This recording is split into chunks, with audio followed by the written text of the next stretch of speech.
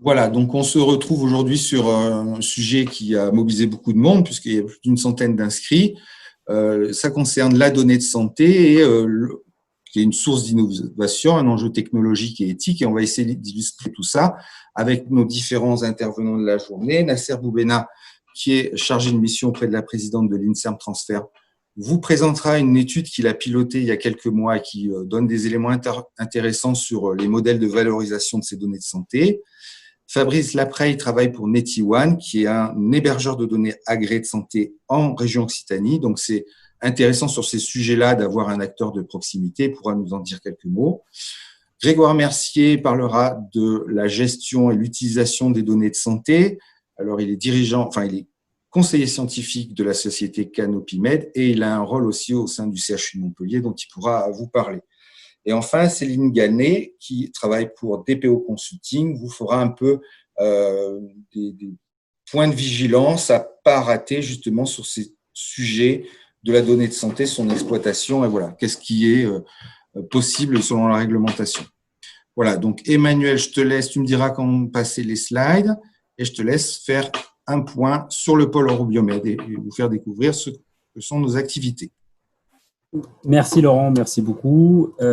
Merci pour l'organisation de ce webinaire aussi, parce que c'est vraiment un sujet qui revient toujours, qui est capital pour nos entreprises. Tout ce qui est accès à de la donnée et accès à de la data. On voit que c'est un enjeu aujourd'hui qui est stratégique et qui n'est pas encore bien cadré et bien clair pour elle. Donc, je vais très rapidement faire une présentation du pôle.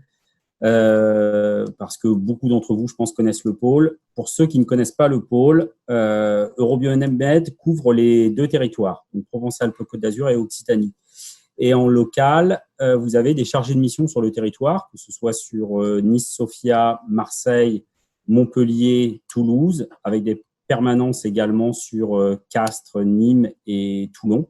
Donc vraiment, pour ceux qui ne connaissent pas le pôle, vous vous rapprochez de nous et un chargé de mission viendra à votre rencontre et fera un point global sur votre entreprise, où est-ce que vous voulez aller, quels sont vos besoins, est-ce que le pôle peut apporter.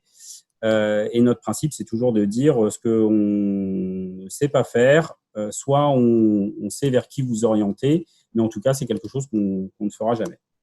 Le pôle. Notre ambition, au travers de la nouvelle feuille de route du pôle, donc qui court jusqu'à 2022, c'est de devenir vraiment le leader européen de la croissance des PME au niveau, donc vraiment au niveau européen, et d'être ce premier cluster Health Tech PME.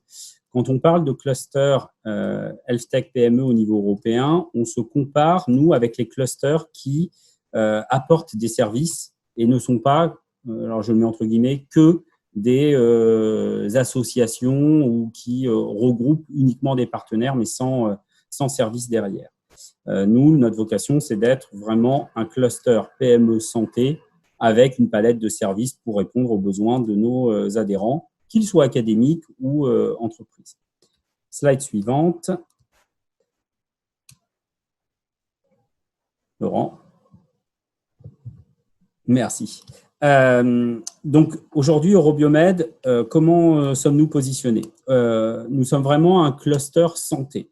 On n'affiche plus de thématiques principales ou prioritaires comme on pouvait l'afficher avant dans nos axes.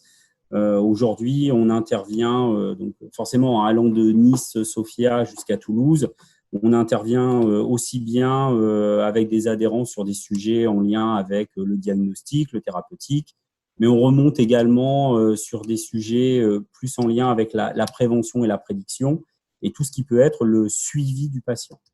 Là où on s'arrête, en fait, c'est tout ce qui est de l'organisation des soins, puisque l'organisation des soins relève des autorités et des établissements de soins. Nous, on doit être là pour s'assurer que ce qui est développé peut rentrer dans une organisation des soins. Et pour nous, la santé numérique est vraiment transverse à tous ces domaines. Slide suivante, Laurent. Donc, on a des entreprises et des acteurs qui sont à la fois dans le domaine du médicament, du diagnostic, des dispositifs médicaux implantables, de la santé numérique. Et on voit qu'aujourd'hui, on couvre toutes les aires thérapeutiques. Donc, il n'y avait plus ce sens pour nous d'afficher uniquement l'onco, la neuro, les maladies rares comme on pouvait le faire avant. Là, on est vraiment un cluster santé, donc on peut adresser, grâce à nos adhérents, bien sûr, toutes ces thématiques. Slide suivante. Les missions du pôle. Ce que vous nous demandez en tant qu'adhérent, c'est en premier le réseau. Donc, c'est de rencontrer, d'être mis en relation avec les bons partenaires, qu'ils soient cliniciens ou entreprises, pour développer des collaborations, pour faire un contrat de partenariat, peu importe le sujet. Mais vraiment, ce qui ressort, nous, dans tout ce qu'on a pu faire comme enquête, c'est vraiment ce côté réseau. Et donc, ça passe au travers du programme d'animation, des événements B2B que l'on organise et bien sûr des mises en relation que l'on fait en one-to-one quand vous nous contactez pour des besoins particuliers. Donc ça, c'est vraiment une des grosses activités du pôle. La deuxième partie, c'est tout ce qui va être en lien avec les services du pôle et tout ce qui est accélérer la croissance et l'innovation. Donc ça, c'est en lien avec nos adhérents à la fois PME, mais également sur nos partenaires académiques et cliniques. Et sur cette partie-là, on va retrouver la partie accompagnement à l'innovation, recherche de financement public, et toute la palette de services d'accompagnement de l'entreprise sur de la stratégie, de la levée de fonds, du réglementaire. Vous avez ici ce que l'on peut faire. Et bien sûr, on développe cette offre de services selon les demandes également de nos membres. Donc, on peut régulièrement aussi voir apparaître de nouveaux services en fonction de ce qu'il y a comme demande. Par exemple, actuellement, on travaille beaucoup sur le sujet intelligence artificielle, data, et comment cette intelligence artificielle peut faire gagner en compétitivité des entreprises, essentiellement des dispositifs médicaux, parce que c'est sur cette partie-là qu'on a beaucoup de demandes. Eh bien, on travaille avec Morgane, pour ceux qui la connaissent en interne, sur tous ces sujets, et on voit comment on peut améliorer l'offre sur ces services de ce point de vue. La troisième partie, c'est tout ce qui est promotion de nos services, promotion de nos membres vers l'extérieur. Donc là, ce n'est pas une offre qui est dédiée à nos adhérents, mais qui par contre est au bénéfice de nos adhérents. Parce que ce qu'on va aller rechercher, c'est d'être en relation avec des investisseurs, d'être en relation avec des grands groupes et de faire avec eux un sourcing de ce qui pourrait les intéresser. Et bien sûr, après, jouer le rôle de tiers de confiance et vous mettre en relation avec eux lorsque cela correspond à leurs demandes. Donc, c'est cette notion vraiment de promouvoir vos savoir-faire. Et la quatrième bulle, c'est tout ce qui est structurer l'écosystème. Et là, c'est une demande, alors essentiellement des collectivités sur lesquelles ils sont en recherche vraiment de spécialisation des territoires et de leur montrer que sur un territoire, on va avoir par exemple sur Montpellier un axe fort autour du diagnostic. Donc là, on est en structuration de projets beaucoup plus globaux. Slide suivante. Vous avez ici nos chiffres clés. Historiquement, le pôle était très tourné vers l'innovation, d'où les 293 projets labellisés et financés. Donc ça, c'était l'activité principale du pôle.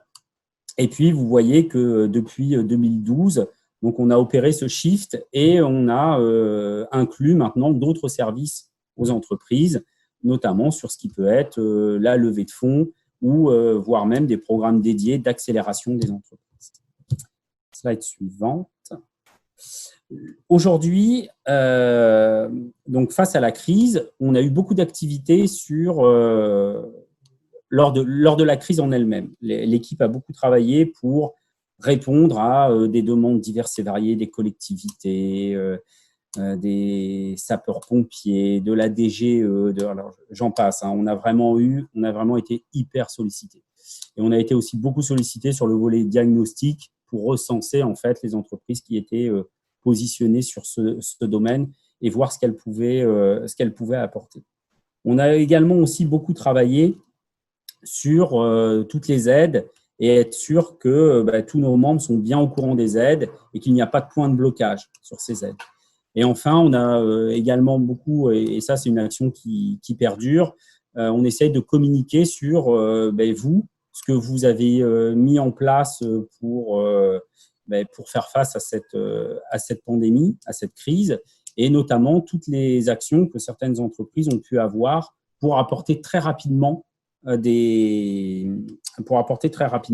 solutions pour répondre aux problèmes du Covid. Ce qui est vraiment à noter, nous, c'est il y a eu vraiment une très forte mobilisation à la fois des acteurs publics et privés. Donc ça, c'est des choses qui, nous, en termes de communication, on essaye de mettre en avant. Aujourd'hui, ce que l'on fait, c'est qu'on travaille donc sur l'après. Donc, on travaille sur le plan de relance Covid. On a préparé un plan de relance en 4 étapes. Ce plan de relance, on l'a déjà envoyé à l'ensemble des collectivités. On a déjà été sollicité par plusieurs pour travailler en lien sur ce plan de relance et organiser déjà un certain nombre de réunions pour voir les mesures qui pourraient être prises à plus ou moins long terme, puisqu'il y a vraiment des mesures court terme et des mesures long terme. Donc, vous avez après les 4 slides qui reprennent les 4 axes, avec une partie sur renforcer l'accès à des produits innovants, donc tout ce qui va être la mise en relation avec des acheteurs et à ce que les innovations puissent trouver plus rapidement un marché. Sur le deuxième axe, c'est un volet beaucoup plus R&D, donc c'est tout ce qui va être le soutien à l'innovation et à surtout ne pas bloquer les entreprises dans leurs innovations, parce qu'on voit que la crainte principale actuellement, c'est plus la trésorerie comme cela pouvait être en début de crise, mais c'est vraiment tout ce que vous avez pu avoir comme retard sur les programmes de R&D, sur des produits en lancement qui, du coup, sont décalés. On a un gros volet travailler sur cette innovation et assurer des outils de financement pérennes sur l'innovation. En numéro 3, donc c'est tout ce qui va être notre cœur de métier, donc accompagner la croissance des entreprises par la consolidation des TPE, PME et ça on l'a vu dans la crise, ceux qui faisaient le mieux face, c'était ceux qui avaient déjà une taille relativement critique avec un nombre critique de clients. Donc tout ce qui peut être consolidation de société. On a d'ailleurs fait un webinaire il y a 2 jours sur ce sujet. Et puis bien sûr tout ce qui est l'investissement en fonds propres. On sait qu'on va avoir besoin de fonds en région pour venir en soutien des entreprises. Et sur notre 4e axe, donc c'est tout ce qui va être le renforcement des outils territoriaux et travailler avec les collectivités pour vraiment donner encore plus de moyens à ces gros projets globaux. Et comme vous pouvez le voir sur ce point, et ce bioréseau est vraiment en lien avec cette partie-là, c'est tout ce qui va être aussi favoriser les coopérations au niveau de la recherche clinique. Donc aujourd'hui, on va parler beaucoup de la data, mais c'est en lien aussi avec l'accès aux échantillons et comment on peut essayer de faciliter en fait ce lien entre les entreprises et les structures académiques et cliniques pour lesquelles il y a forcément des collaborations à développer sur ces sujets-là. Voilà. Donc, n'hésitez surtout pas à contacter les chargés de mission en local et nous sommes là pour répondre bien sûr à toutes vos questions. Merci et je vous souhaite un bon webinaire. Merci Emmanuel. Donc, comme je l'ai dit, on fera des séquences de questions-réponses. Peut-être pour les questions qui concernent Eurobiomed, vous aurez nos coordonnées et on pourra revenir vers vous si vous avez des points à voir. Donc, je passe la parole à Nasser pour un quart d'heure de présentation justement sur cette enquête qui avait été pilotée et commandée par INSERM Transfer. Nasser, je vous laisse partager votre écran. À vous. Alors, est-ce que mon écran est partagé là? Il l'est. Parfait, je vais mettre en… Hop là. Je vais mettre en plein écran. Voilà. Ok, donc du coup, je vous remercie de m'avoir invité à ce séminaire. Donc, l'idée, c'est de faire vraiment, de brosser les grandes lignes d'une étude que l'on a faite dans le cadre de Covalliance. Covalliance étant une sorte de groupe de tous les acteurs de la valorisation et de l'innovation des organismes publics de l'Alliance nationale pour les sciences de la vie et de la santé. Et notre idée a été de faire une étude sur les modèles de valorisation des bases de données de santé. Donc, je vous ai mis le lien, vous recevrez le PowerPoint et vous aurez le lien en fait du document entier, parce que vous imaginez bien que en 15 minutes, je ne vais faire que brosser de façon assez superficielle l'étude qui a été faite. Mais voilà, l'idée, c'est aussi de vous donner des grandes lignes de nos réflexions. Donc, qu'est-ce qui a motivé cette étude-là? Tout d'abord, c'était des questions communes à tous les membres de Covalliance, à tous les acteurs de la valorisation dans les sciences de la vie et de la santé. On avait une interrogation qui était autour, à la base, de est-ce que, quelque part, notre donnée de santé a une valeur intrinsèque? Donc, on est parti d'abord de cette première interrogation. Et puis, on a vraiment étendu à quelle est la chaîne de valeur du coup de cette donnée de santé?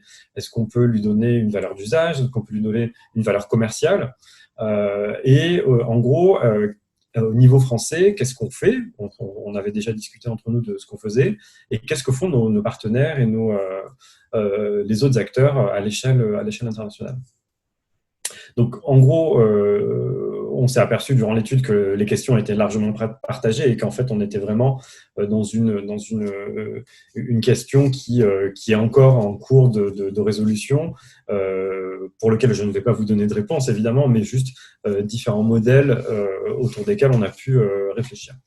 Dans les questions largement partagées, il y avait aussi un enjeu de pouvoir avoir des vocabulaires communs, notamment avec la question de l'évolution du marché de la santé vers des acteurs envers lesquels on est un peu moins habitué à discuter. Je pense aux acteurs du numérique. Et au niveau de la santé, il y a quand même eu une culture, on va dire, ancienne de parler plutôt à la pharma. Et ça fait quelques années qu'avec les acteurs du numérique, il y a de nouvelles relations. Donc, il y avait une question, un enjeu aussi d'acculturation mutuelle des langages et des objets avec lesquels on travaille. Dans les enjeux aussi, il y avait une question d'accessibilité, puisque la plupart du temps, on va parler plutôt d'accessibilité soit à des bases de données, soit à des résultats de recherche issus de bases de données, mais on ne va pas avoir un accès à la donnée individualisée. Ça, c'est des choses que la réglementation est assez peu permissive sur cet aspect-là. Donc, pour répondre à cette question en faisant ce benchmark, on a essayé d'avoir des cas d'usage d'exploitation de données, d'avoir quelques mécanismes économiques qui ont été utilisés pour valoriser ces données. Et en fait, donc, on a contracté un cabinet qui s'appelle Veltis, qui sont un cabinet de consultants qui est assez spécialisé sur la donnée globalement et comment valoriser la donnée. Pas forcément sur la santé, donc ils étaient très, très intéressés de travailler avec nous, mais ils avaient travaillé sur différents aspects de valorisation de la donnée. Donc, en termes de grands enseignements, comme je vous le disais tout à l'heure, les préoccupations sont très partagées. Et ce qui est intéressant de voir, c'est qu'on avait aussi un même constat, à la fois à l'échelle nationale et internationale, c'est que au final, ce qui paraît important en première ligne, c'est les projets qui sont liés à ces données. Et en fait, pas réellement la valeur intrinsèque de la donnée. La donnée aura une énorme valeur pour un projet donné et n'en aura pas pour une autre. Ça paraît du b.a.-ba, mais c'est quelque chose qui a été important en fait de mettre en avant. Et on s'est rendu compte qu'il y avait en gros deux grands types de valorisation qui structuraient le marché aujourd'hui.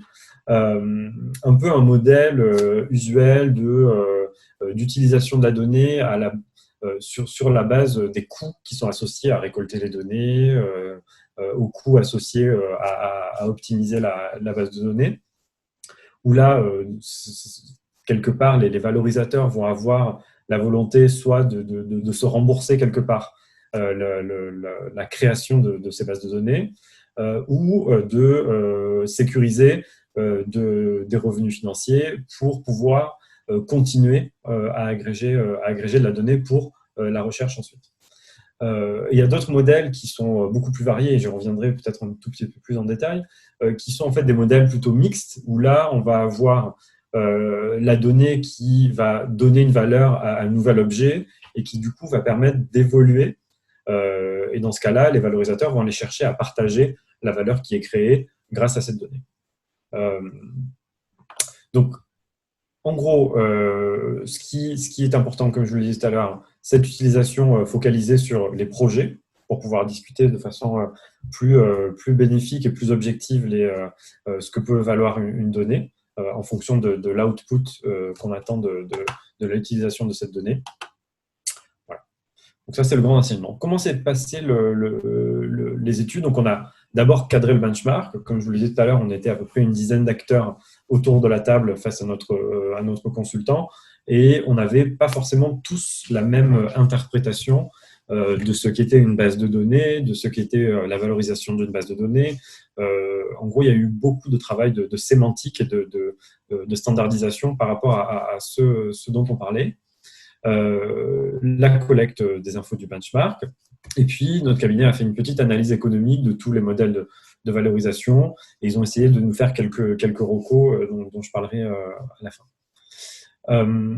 En termes de méthodologie, comme je vous disais, le cadrage avec tous les acteurs de Covalence a été un travail très important qui a permis tout d'abord donc de se standardiser sur un vocabulaire commun et aussi d'amener des cas d'usage qui peuvent être différents en fonction des institutions, en fonction de, par exemple, donc voilà, on était, donc nous au niveau d'Inserm Transfer, on travaille énormément avec des bases de données qui sont issues de cohortes de patients ou de cohortes de citoyens qui sont coordonnés par l'Inserm.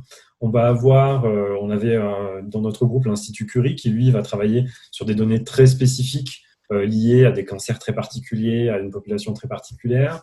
On avait le CEA qui avait une approche qui était beaucoup plus medical device et beaucoup plus liée à du technologique, l'utilisation de la donnée pour du technologique. Donc voilà, il a fallu vraiment qu'on se mette tous d'accord et qu'on puisse avoir un vocabulaire commun et une question commune quelque part pour qu'on parle tous à peu près de la même chose.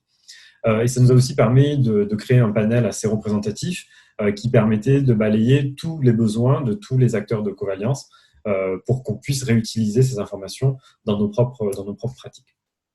Donc, la collecte d'informations s'est ensuite fait sur l'ensemble des acteurs qui ont été sélectionnés. Il y a une centaine à peu près d'acteurs qui ont été sélectionnés, d'abord sur de la recherche plutôt bibliographique. Et puis, on a réussi à avoir 30% sur ces 100 acteurs qui ont répondu à des entretiens téléphoniques, donc avec lesquels on a pu approfondir un peu les cas d'usage. Sur la représentativité du benchmark, on a essayé d'avoir quelques pays qui pouvaient être représentatifs ou très différents de ce qui se fait en France. On a classé selon 3 grosses dimensions, on va dire, les différents pays que l'on souhaitait observer.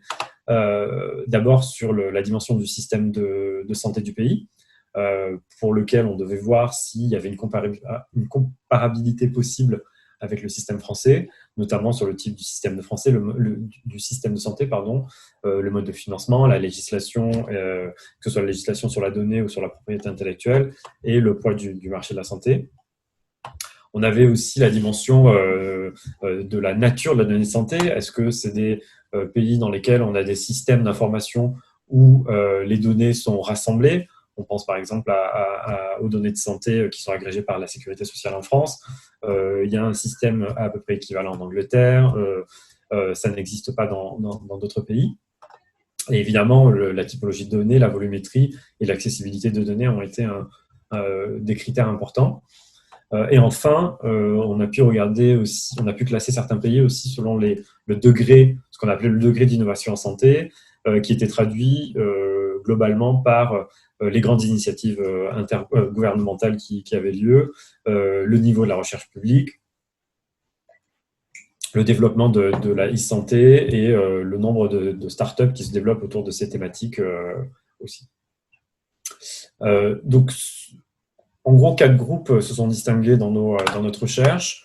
On avait un premier groupe qu'on a décidé d'appeler comparable à la France. Et du coup, on a pu avoir une étude d'une dizaine d'acteurs dans ces 3 pays, donc Royaume-Uni, France, Allemagne.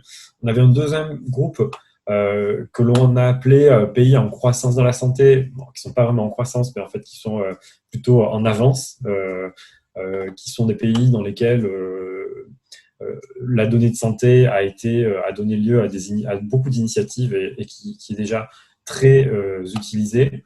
Donc ce sont le Japon, Israël, l'Estonie, la Norvège, la Corée du Sud et la Suisse. On a un panel de pays qui sont les États-Unis et le Canada, qui sont des pays qui sont très innovants sur cet aspect-là, mais qui du coup sont assez peu comparables avec la France, que ce soit en termes de volume ou en termes de fonctionnement des systèmes de santé.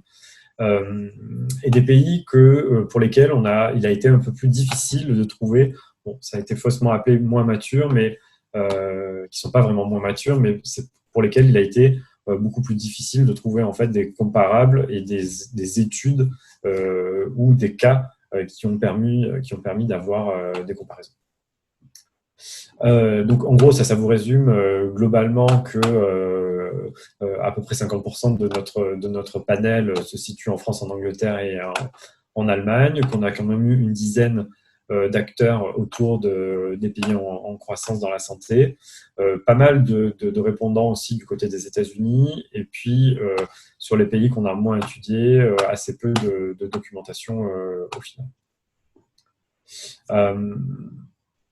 Donc, en termes d'enseignement clé, ce qu'on a pu avoir, c'est que déjà, on s'est rendu compte qu'on avait un intérêt fort pour notre étude. Les acteurs étaient très friands en fait d'échanger, en plus de donner des informations. On s'est rendu compte que ce soit au niveau du marché français ou au niveau des marchés internationaux, on avait finalement peu de recul sur la thématique de la valorisation des données individuelles.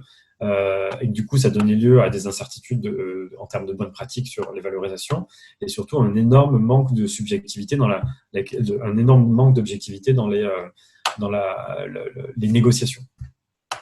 D'où le fait que les partenariats donnent lieu à des négociations qui sont assez complexes avec les industriels. D'abord parce que ce que je vous disais, encore une fois, c'est un point de vue qui a été pris à partir des transferts de technologie.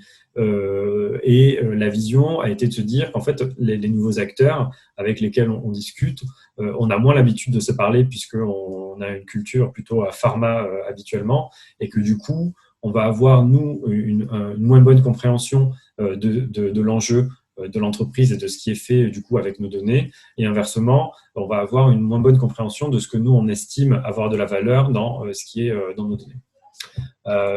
Et les enjeux réglementaires constituent une préoccupation, même si on se rend compte qu'en France, on a la chance d'avoir une réglementation qui est assez ferme, mais qui est suffisamment stable pour pouvoir travailler et avoir des réponses assez précises.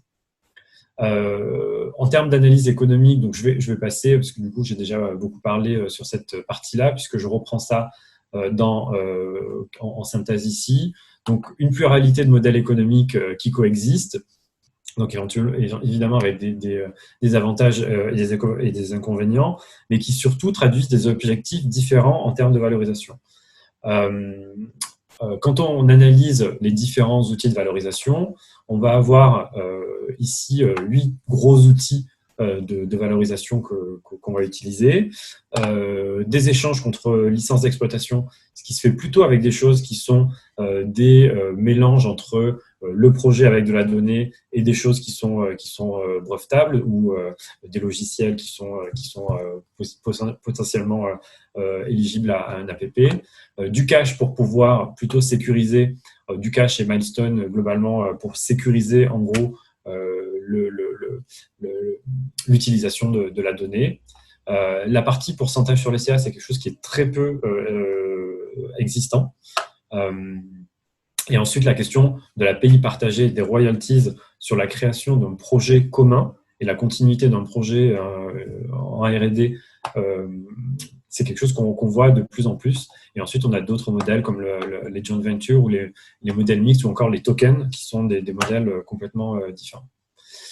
Si on résume ces modèles-là de valorisation, comme je vous le disais tout à l'heure, on va avoir un côté ce qu'on appelle les outils de valo-sécurisation, donc qui ont pour objet de sécuriser à assez court terme pour le valorisateur ou pour l'institution académique un retour financier pour pouvoir continuer à agréger sa donnée ou rembourser ce qui a été créé, la base de données qui a été créée, et sur la base d'un usage très défini en amont de ce que va être utilisé les données. Ce qui paraissait être une moindre extraction de la valeur créée dans les bases de données, mais plus vraiment un objet de financement, un peu comme un outil de recherche ou un objet comme une souris transgénique que l'on prêterait pour avoir des retours financiers. Et puis on a d'autres objets qui permettent de maximiser la valeur créée, qui sont plus orientés sur la création et l'extraction de la valeur créée, en orientant sur la valeur qui est générée par le projet créé à partir de la donnée, ou le projet pour lequel la donnée permet d'avoir des réponses. Donc une valorisation plutôt produit ou usage, plutôt qu'une valorisation vraiment de la base de données. Donc évidemment, c'est des modèles qui sont beaucoup plus complexes et qui demandent une application plus forte en termes de négociation et de R&D aussi. Je vais aller assez vite parce que j'ai dépassé mon temps. Donc là, ça résume un peu ce que je vous disais, et globalement, ça vous montre le pourcentage dans les cas d'usage que l'on a eu, que représentaient ces différents cas de figure. Donc en gros, si on synthétise sur les modèles usuels de valorisation, on va avoir des modèles qui sont plutôt matures et bien acceptés par les partenaires industriels lorsqu'il s'agit de vraiment avoir un retour assez rapide sur investissement, puisque voilà, c'est une base de données est utilisée par exemple pour répondre à une question scientifique précise ou éduquer un logiciel. Donc là, assez clairement, on arrive à définir ensemble quelque chose. Lorsque c'est des modèles qui sont orientés plutôt vers la valeur, la problématique de la négociation revient, et la problématique, c'est quelque part pour nous l'objectivisation de la valeur que l'on apporte en donnant ou accès à nos bases de données. Et en gros, pour l'acteur public, en gros, c'est de se dire est-ce que l'objet N+1, après avoir été éduqué par les données auxquelles je veux donner accès, va avoir une valeur beaucoup plus grande, et est-ce que moi j'ai droit à un partage de cette valeur ou pas, parce que sans mes données, la valeur n'aurait pas pu être créée. Donc voilà toutes les questions auxquelles on n'a toujours pas répondu, mais le benchmark nous a permis en tout cas d'y réfléchir grandement. Voilà. Donc si vous avez des questions, n'hésitez pas. Je suis allé un peu vite, mais malheureusement, avec le temps qui m'est imparti, comme je vous le disais, je ne pouvais rester qu'en superficie de ce que nous avons vu. Merci Nasser, c'est vrai que ça mériterait évidemment plus de temps, puisque je sais que c'est une présentation qui avait été faite à Paris il y a quelques mois, qui s'est allée sur 3/4 d'heure, hein, si je me rappelle. Oui, et sachant que globalement, quand la restitution nous a été faite, ça a plutôt duré 1h30, voire 2 heures. Ouais. Bon, voilà. Bon, je vous ai mis quand même le lien dans la présentation, et vous pouvez, sur demande, en fait, télécharger toutes les fiches et toute l'étude en entier. Ok. Très bien, merci de ce partage. Donc, comme je vous l'ai dit, vous avez un petit bouton Q et R en bas de votre écran. Vous pouvez poser des questions qu'on retranscrira à Nasser. Je vous laisse un petit peu de temps pour la taper, pour réfléchir. Moi, je vais me permettre de poser une question. En gros, ces modèles de valorisation de la donnée, c'est un intérêt capital pour les startups qui basent leur activité là-dessus. Et je voulais savoir si, il ne me semble pas que c'était dans le panel, ou alors ça m'a échappé, le point de vue des investisseurs sur ce modèle économique. Quel impact ça a sur la valorisation de la société? Est-ce qu'ils ont une attention particulière sur ce sujet-là? Alors non, on n'a pas eu le retour des investisseurs, et ça, c'est clairement une question très, très intéressante. Par contre, il y a eu quelques PME qui ont répondu au questionnaire Et ce dont je parlais, c'était clairement l'acculturation mutuelle en fait de comment la donnée, comment objectiver quelque part la valeur d'une donnée. Certains acteurs qui sont un peu moins habitués à la santé, qui ont l'objet comme une sorte de fuel. Pour eux, la donnée, c'est du fuel dans leur logiciel. Et du coup, on a parfois du mal à se rendre compte que la donnée en santé a été, au-delà de collectée, mais elle a été, curée, nettoyée, analysée par des cerveaux, et du coup a une valeur forcément supérieure à juste alimenter un logiciel. Et à l'inverse, nous, on se rend compte aussi, quand on discute avec nos chercheurs, nos cliniciens, de leur faire comprendre que c'est pas parce qu'ils ont passé 3 ans à agréger telle donnée, qu'elle a une valeur extraordinaire, forcément. Elle peut, mais ça dépendra vraiment du projet qui est en face, et parfois, pas du tout. Donc, on peut aussi donner du fuel quelque part à des logiciels, et ça les éduquera, mais ça ne donnera pas une valeur exponentielle, forcément. Et c'est ça qui est dur, en fait, l'objectivation de chaque côté d'une valeur, quelque part. Soit le jour, à l'instant T, et surtout à l'instant T plus 1 ou T plus 2. Ouais. Merci. Ça répond à votre question. Oui, tout à fait. Donc, je vois que je ne vois pas de questions arriver. Donc, alors, Laurent, si je peux me permettre, du coup, parce que je peux couper mon micro, enfin, je peux rouvrir mon micro chez cette possibilité. Du coup, moi, Nasser, vous avez en partie répondu. Donc, ça, c'est un point qui est vachement intéressant. C'est ce côté nettoyage de la donnée. Parce qu'on a eu déjà des discussions avec des industriels et avec des groupes de chercheurs aussi spécialisés dans tout ce qui est la data et l'intelligence artificielle. Et le point qui était surtout mis en avant par les industriels, c'est qu'ils disaient aujourd'hui, on discute avec des équipes académiques qui nous disent « mais nous, on a une mine d'or ». Or, eux disent « mais votre donnée, elle n'est pas nettoyée, elle n'est pas exploitable en l'état ». Est-ce que vous avez des actions de ce point de vue-là, au niveau de l'INSERM, au niveau pour voir, ou des modèles pour justement essayer d'aider à faire, de cleaner ces datas, de donner des datas qui sont exploitables?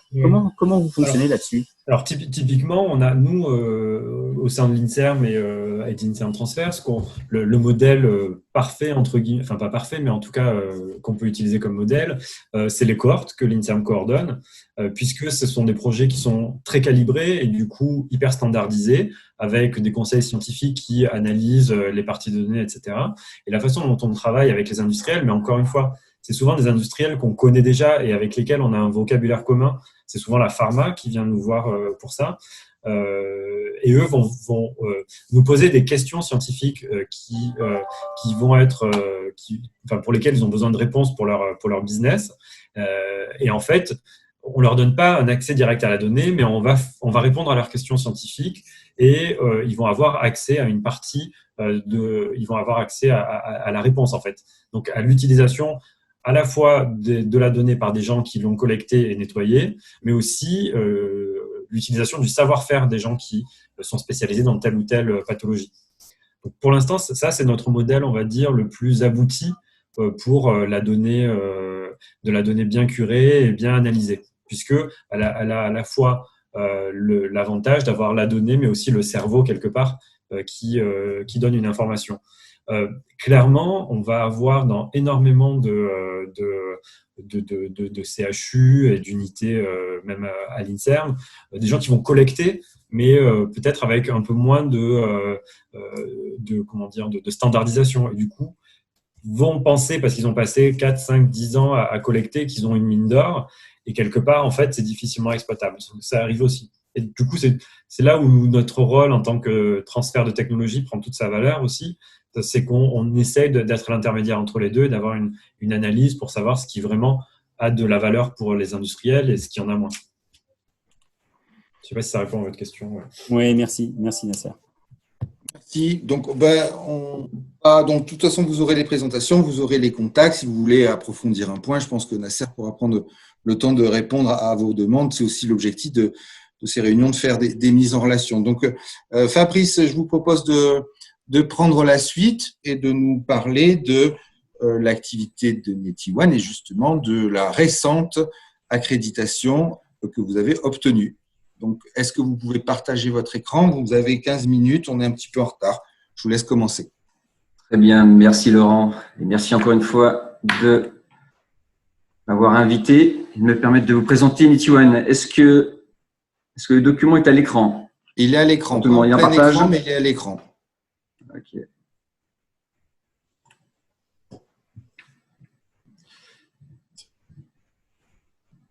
Donc, j'ai une présentation qui est complémentaire à ce qui a été présenté par Nasser.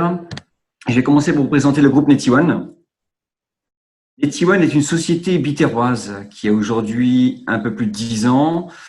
C'est une société qui s'adresse au marché, aux entreprises de la région, que ce soit les PME, les grands comptes régionaux, les marchés publics. Une société qui a un chiffre d'affaires de 6,2 millions d'euros. L'exercice se termine au 31 mars, donc il vient juste d'être clôturé, sachant que l'année dernière, on était à 4,5 millions. NetEwan, c'est trois agences, le siège à Béziers, une agence à Montpellier et une à Nîmes. Et un indicateur dans le monde des opérateurs, c'est le nombre de liens qui ont été déployés pour les clients. Aujourd'hui, on a 1200 sites clients connectés sur notre réseau. Tout ça pour vous présenter les 5 métiers de NetEwan. NetEwan, historiquement, est un opérateur de télécom qui propose des solutions de téléphonie, d'Internet, d'interconnexion de sites. Depuis plusieurs années, nous avons signé des accords avec des collectivités pour louer leur réseau fibre et déployer nos offres en direct aux entreprises de la région. Donc, nous sommes un opérateur d'infrastructure télécom. Depuis 2 ans, nous avons inauguré notre data center qui nous appartient. Nous sommes donc hébergeurs. Le 4e métier qui est dédié exclusivement à nos clients, c'est de la prestation d'ingénierie pour les accompagner sur des sujets, des problèmes de sécurité. Et le 5e métier qui fait l'objet de mon intervention aujourd'hui, c'est le métier d'hébergeur agréé de données de santé que nous avons obtenu en fin d'année dernière. Je ne vais peut-être pas revenir sur les définitions des données de santé à caractère personnel, je pense que tout le monde connaît. Peut-être un peu plus sur le métier d'hébergeur agréé de données de santé. Aujourd'hui, pour dire les choses simplement, une société peut héberger soi-même ses données de santé à caractère personnel sans avoir aucune obligation de certification d'obligation. En revanche, si cette société souhaite externaliser et passer par un prestataire, ce prestataire doit avoir l'agrément, les certifications. De la même manière, on ne peut pas héberger les données de santé à caractère personnel de tiers. Un exemple simple est GHT. Vous avez les CHU avec leur CH rattaché. Et en fait, le CHU, s'il souhaite héberger les données des différents CH, doit avoir l'agrément, les certifications. De même, pour un grand groupe privé, s'il a des filiales, il doit avoir l'agrément, les certifications pour héberger les données de ses filiales. Pour être un petit peu plus précis, l'obtention de l'agrément, les certifications est donc liée au code de la santé publique, où les prestataires doivent répondre à un cadre bien précis dans le cadre de la conservation et de la restitution des données. Ils doivent répondre à des critères stricts, en termes juridiques, mais surtout techniques, quant à la disponibilité, l'intégrité, la confidentialité et l'auditabilité des données de santé. De fait, travailler avec un prestataire qui a l'agrément, ça vous garantit que vos données sont conservées dans les meilleures conditions et en toute sécurité.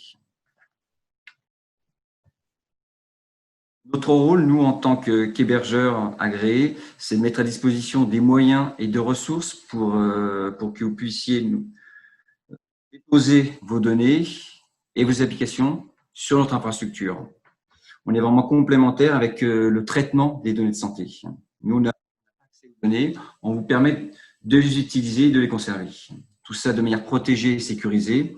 Et donc, dans le cadre de l'agrément de la certification, de vous garantir une disponibilité de ces données, une accessibilité et surtout une réversibilité. Si vous travaillez avec nous et que vous souhaitez partir, changer les prestataires, à tout moment, on peut vous les restituer. On n'a pas accès à ces données, on fait juste que vous garantir leur sécurité. Nos solutions s'adressent à l'ensemble des acteurs de la santé du médical et médico-social. Donc, la liste n'est pas exhaustive, mais on pense naturellement aux établissements de soins, ces établissements de santé, que ce soit privés ou publics, cliniques, les CH, les éditeurs de logiciels, les laboratoires d'analyse, les centres d'imagerie médicale et des startups, essentiellement dans l'intelligence artificielle. Là, vous pouvez voir une image de synthèse du data center qui est extrêmement réaliste. Les points importants à retenir sur notre data center, c'est qu'il est en France. Aujourd'hui, on parle de souveraineté nationale, on est en plein sujet. Il est donc basé à Bouillargues, périphérie de Nîmes. Ce qu'il faut savoir, c'est que les data centers répondent à une classification et une norme américaine où ils sont classés selon leur sécurité. Cela va de Tier 1, Tier 1 à Tier 4. C'est une classification américaine extrêmement sévère et contraignante. Et il faut savoir qu'en Europe, il y a très peu de data centers qui sont Tier 4, Tier 4 étant le niveau de sécurité maximum.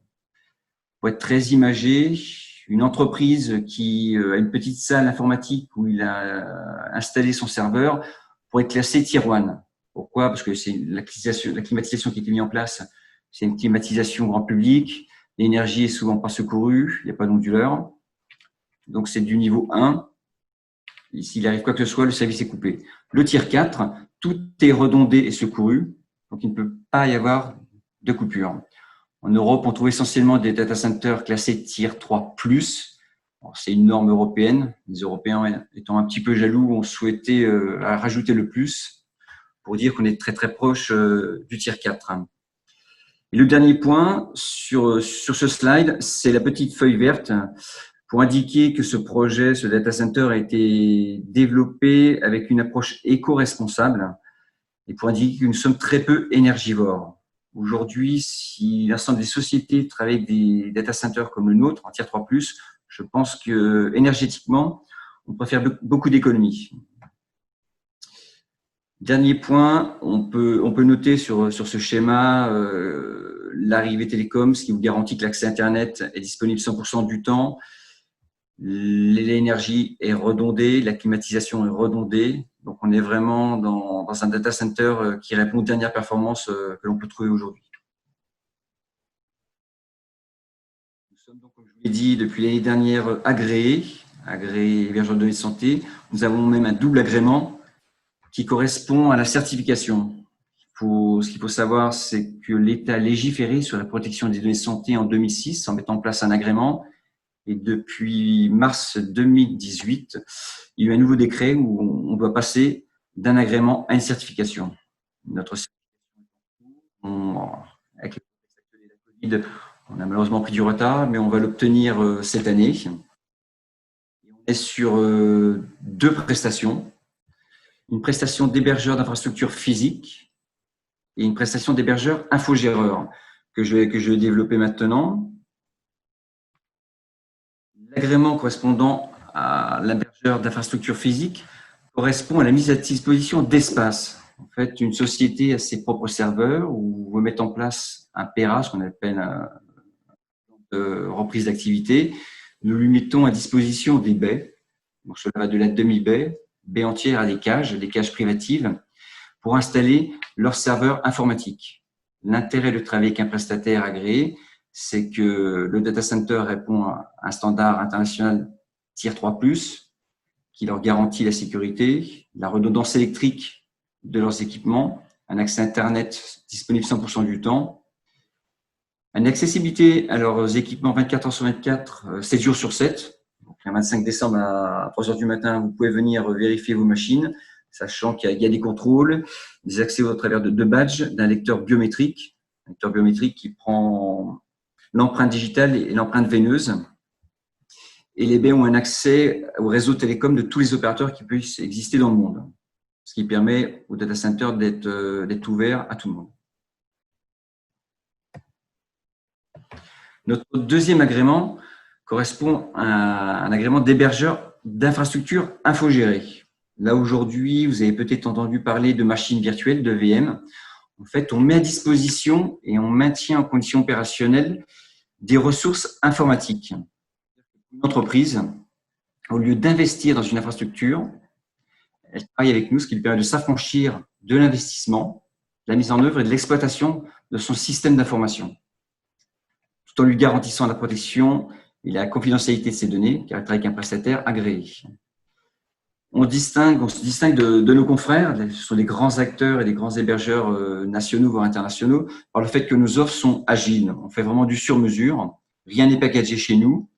On a un haut niveau de scalabilité, ce qui signifie que nos clients, on les accompagne dans leur montée en charge. On peut leur mettre à disposition des ressources informatiques minimes et avec eux, les faire croître avec leur montée en charge et leurs besoins. Ça de manière très, très souple, car nous mettons à disposition des outils de supervision qui leur permettent de suivre leurs ressources, l'usage de ressources et de les augmenter, voire même de les accroître si besoin. Ces infrastructures nous permettent de décliner deux grandes offres. La première, c'est la mise en place donc, de PRA, de plans de reprise d'activité, ou de PCA, de plans de continuité d'activité. Il y a certaines activités ou applicatifs métiers qui imposent un haut niveau de disponibilité. De fait, on étudie, on déploie pour eux des solutions de plan de reprise ou de plan de continuité d'activité. Cela selon deux critères. Ce qu'on appelle le RTO, c'est le temps pour le rétablissement du service en cas de coupure, et le RPO, c'est le niveau de perte acceptable. Dans le cadre d'un plan de continuité où on doit avoir zéro coupure de service. La deuxième offre que l'on décline au travers de notre infrastructure, ce sont les offres de sauvegarde, ce qu'on appelle aussi du backup as a service. Je décline en trois solutions. La sauvegarde de postes et de serveurs physiques qui sont dans une entreprise, un établissement. La sauvegarde de leur infrastructure, la sauvegarde qui se fera chez nous. Et le dernier, c'est l'externalisation de leur sauvegarde. L'établissement a une infrastructure informatique, elle fait une sauvegarde sur site, mais elle souhaite l'externaliser parce qu'on se rend compte de plus en plus, et je pense que vous avez entendu parler, c'est que les entreprises et leurs systèmes d'information sont hackés, et souvent il y a une perte totale de leurs données. De fait, aujourd'hui, il est important de mettre en place des solutions de sauvegarde. Ça, on le fait de manière intelligente et pertinente en discutant avec le client parce qu'il y a un certain nombre de choses, il y a un certain nombre de points à voir et en tout de valider leur politique de sauvegarde au travers de la rétention. La rétention, c'est définir les points de sauvegarde. Savoir si on souhaite faire une sauvegarde quotidienne, hebdomadaire, mensuelle, annuelle. Ça, c'est à définir avec le client et c'est ce qui fait aussi notre différence par rapport aux grands acteurs. C'est qu'encore une fois, nos offres sont agiles, on s'adapte aux besoins et aux contraintes métiers.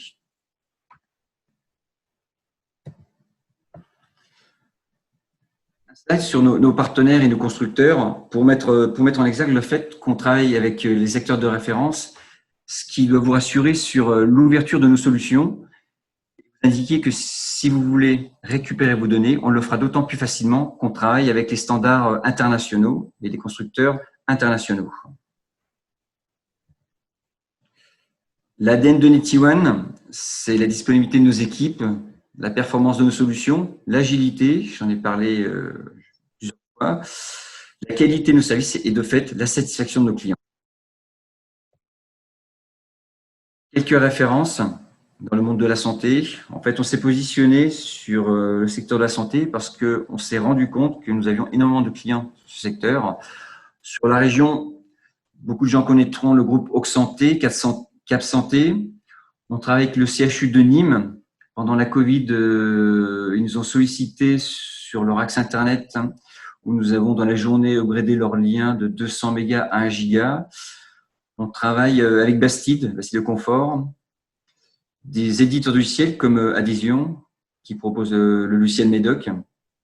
On est vraiment dans tous les métiers de la santé, que ce soit les éditeurs, des startups, des grands groupes, des sociétés d'imagerie médicale comme Imacam.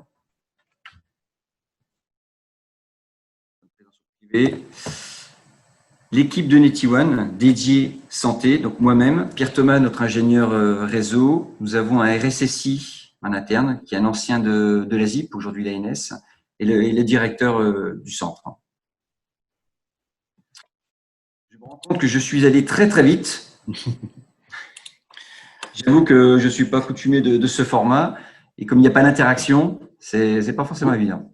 Oui, non, effectivement, c'est compliqué. On parle, les gens écoutent, hein, mais c'est vrai qu'on un petit sentiment de solitude peut-être. Mais c'était Ouais, ouais. très intéressant. Donc, pareil, si vous avez des questions, n'hésitez pas. Donc, vous l'avez dit, l'intérêt de cette certification est évident. Moi, j'avais une question justement sur comment s'est passée l'obtention de cet agrément. Est-ce qu'il est soumis à une révision régulière? Comment est maintenue la vigilance par rapport à cet agrément? Comment ça se passe? Voilà, c'est justement la différence entre l'agrément et la certification. Pour obtenir l'agrément, on doit monter un dossier qui explique ce que l'on va faire et qui définit le périmètre de notre ou nos prestations. Ce dossier est instruit par aujourd'hui l'ENS, donc la ZIP, et la CNIL. Et après avoir travaillé sur ce dossier, il vous donne ou pas l'agrément. Il peut y avoir des modifications à apporter et vous obtenez l'agrément. C'était notre cas, on l'a eu donc en fin d'année dernière. Et de fait, il n'y a pas de suivi. En 2018, l'État a légiféré, a mis en place une certification où justement, il y a un contrôle. La certification, vous montez un dossier qui est instruit, donc là encore par l'ANS et le CNIL, mais ce dossier est audité par un cabinet externe que vous choisissez. Pour notre part, on travaille avec l'AFNOR. Et par la suite, vous avez un audit annuel sur les solutions et l'infrastructure qu'on a fait certifier. Donc, pour l'agrément, il n'y avait pas véritablement de contrôle. La certification, il y en a un au travers des audits. Et surtout, on doit répondre à des standards et des normes internationaux tels que les normes ISO 27001, qui sont des normes sur la sécurité des systèmes d'information. Oui, merci. Alors, je vois une question. Alors, c'est une question. Alors, je ne sais pas qui la pose, mais ça fait rien, je vais la transcrire. HDS en Occitanie, qui d'autre avec les mêmes agréments ou pas? Alors, sur le Languedoc, nous sommes les seuls. Sur l'Occitanie, vous retrouverez des acteurs sur Toulouse. Midi-Pyrénées, il doit y en avoir un ou deux. Et ensuite, il faut partir sur Marseille. Il y a Jaguar.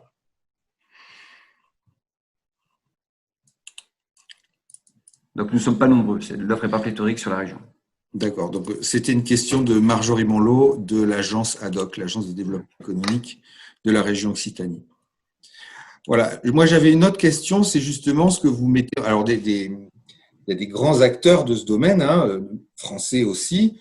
Vous avez l'atout d'une proximité géographique. Je parle notamment par rapport aux startups qui auraient à héberger de manière sécurisée des données de santé qu'ils collecteraient, qui pourraient être leur matière première pour innover, justement. En quoi la proximité physique est un atout? Est-ce que ça favorise? Est-ce qu'il y a beaucoup d'échanges nécessaires ou pas? Ou est-ce que peu importe que le serveur soit à Nîmes ou à l'autre bout du monde, ça change peu de choses? Moi, j'aimerais que vous m'expliquiez cela. Alors, le premier point, je parlais de souveraineté nationale. Il y a un point qu'il faut savoir, qu'il faut connaître, c'est qu'aujourd'hui, beaucoup de gens travaillent avec Microsoft, Azure ou Amazon, sociétés américaines qui sont assujetties au Patriot Act. C'est-à-dire que l'État américain, à tout moment, peut récupérer les données hébergées, et même si le data center est en France, parce qu'ils sont rattachés à la loi américaine. Donc, le fait d'être français vous protège par rapport à ça. Le deuxième point, c'est que sur les projets, essentiellement auprès de startups, les solutions techniques sont assez complexes à mettre en place. Et de fait, il y a beaucoup d'échanges. Que les données soient à Nîmes ou à Paris, dans l'absolu, ça ne fait pas de différence. On est dans le cloud. En revanche, déployer une plateforme d'intelligence artificielle ou héberger des données nécessite de bien qualifier et définir le besoin, de bien dimensionner. Et là, c'est des échanges assez importants et nombreux entre nous et nos clients. Donc, on est vraiment sur un partenariat très proche.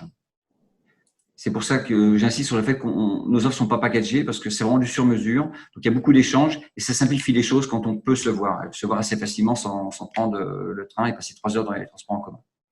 Donc, c'est une vraie différence. Le dernier point, en travaillant avec nous, les sociétés régionales bénéficieront aussi de notre métier d'opérateur télécom. De fait, ça nous permet d'avoir une maîtrise de bout en bout, de chez le client jusqu'à chez nous. On maîtrise le lien et l'hébergement. C'est là où on se distingue aussi de nos confrères et moins concurrents, qui généralement sont des hébergeurs pure players et ne sont pas des opérateurs télécoms. Très bien. Eh bien, merci Fabrice pour ces précisions. On va poursuivre. Donc, Grégoire, à votre tour, peut-être dites-moi si vous arrivez à partager votre présentation. Bonjour, alors je pense que ça marche. Je fais le partage tout de suite.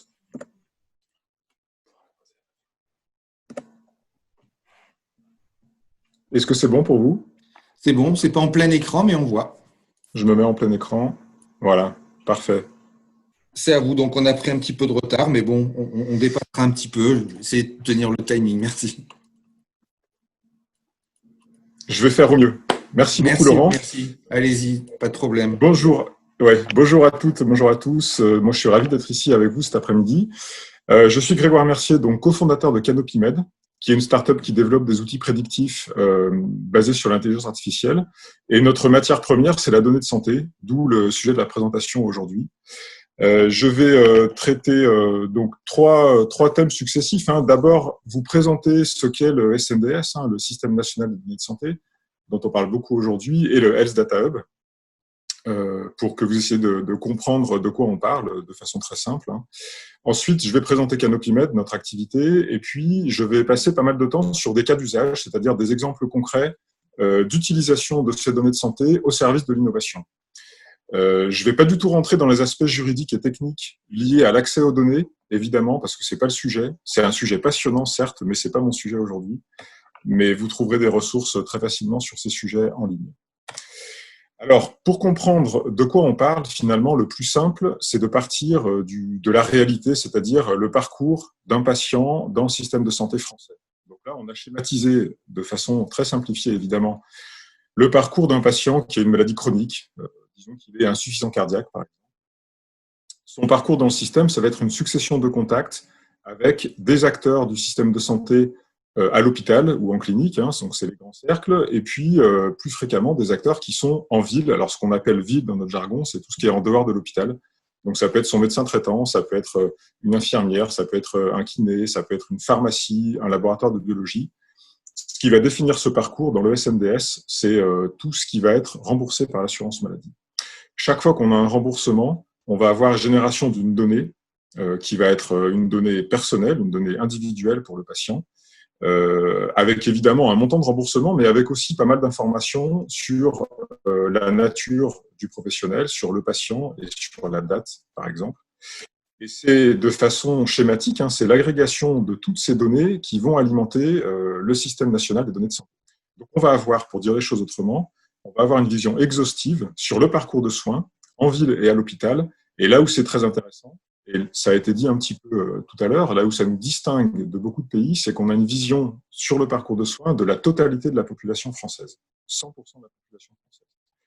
D'où l'intérêt, vous verrez dans la troisième partie, en termes d'innovation. Alors, à partir de ces contacts entre le patient et le système de santé, le SNDS va rassembler les informations là qu'on a sur la diapo, des données sur le patient, des données démographiques, des données géographiques qui peuvent être intéressantes, on verra tout à l'heure, notamment sa commune de résidence, son domicile, des données éventuellement sur sa couverture, etc., etc. Des données aussi sur le parcours en ville de ce patient, les consultations médicales, mais aussi les visites à domicile, par exemple, les actes, les prestations de soins, toutes les délivrances de médicaments et de dispositifs médicaux dans des pharmacies en ville, tous les examens complémentaires de type biologie, imagerie, sachant qu'à chaque fois, on a à la fois le prescripteur, le cas échéant, et aussi le professionnel qui a réalisé la prestation. Et on a, comme j'ai dit tout à l'heure, la nature de la prestation, le montant et puis une date. On a ensuite des informations sur le parcours hospitalier, donc la totalité du système hospitalier, c'est-à-dire le court séjour, l'hospitalisation à domicile, le moyen séjour et même la psychiatrie. Et on a à chaque fois des informations sur les diagnostics médicaux, les actes qui ont été réalisés, le cas échéant, et puis les dates aussi du séjour. On a aussi des informations sur certains médicaments et dispositifs, notamment ceux qui sont particulièrement innovants et particulièrement onéreux. Donc voilà, si vous voulez, un aperçu des informations qu'on va trouver dans ce SNDS. Ensuite, si on s'intéresse cette fois-ci au Health Data Hub, le Health Data Hub, finalement, c'est une plateforme. C'est une plateforme qui a été mise en place par les pouvoirs publics, par le ministère de la Santé, et qui est totalement intégrée dans la stratégie du numérique en santé. Et ça, c'est un point que moi je trouve intéressant. J'ai remis ce schéma que certains d'entre vous connaissent probablement, qui est la vision globale sur, si on peut dire, les services et les outils numériques en France aujourd'hui dans le système de santé. Et on voit qu'une des briques de cette stratégie, c'est le Health Data Hub, qui est identifié comme un outil d'exploitation des données. Okay. Alors, les missions du Health Data Hub, elles sont extrêmement variées. Moi, ce que j'ai retenu aujourd'hui, et qui, je pense, vous intéressera, c'est qu'il y a explicitement une mention de l'innovation dans les missions du Health Data Hub. C'est-à-dire que le Health Data Hub se positionne comme un guichet unique, comme aussi un prestataire qui peut apporter un soutien en termes d'accès aux données, en termes aussi de montage de partenariats. Donc, il y a vraiment un bouquet de services qui est en train de se mettre en place. C'est quelque chose qui est très récent, mais c'est en train de monter en puissance. Et puis, évidemment, le Health Data Hub, de fait, héberge les données, donc il est aussi garant, d'une certaine façon, de la sécurité. Alors, j'en dirai pas plus sur le Health Data Hub. Il y a beaucoup d'actualités autour du Health Data Hub aujourd'hui. Mais je veux simplement vous donner cet aperçu pour dire qu'aujourd'hui, dans le Health Data Hub, on va trouver, entre autres, les données du SNDS. Donc, toutes les données que je vous ai présentées sur la diapo précédente, elles sont aujourd'hui présentes et accessibles via le Health Data Hub, qui héberge aussi, par ailleurs, d'autres données potentiellement, des données issues de cohortes, des données issues de certains établissements de santé, certains CHU notamment, pas la totalité évidemment, mais une partie de ces données. Et puis, on peut citer l'exemple du Covid. Dans le cadre de la crise, il y a eu alimentation du Health Data Hub à partir de données issues des services d'urgence, issues de certaines applications, etc., etc. Donc, il faut vraiment voir ça comme une plateforme.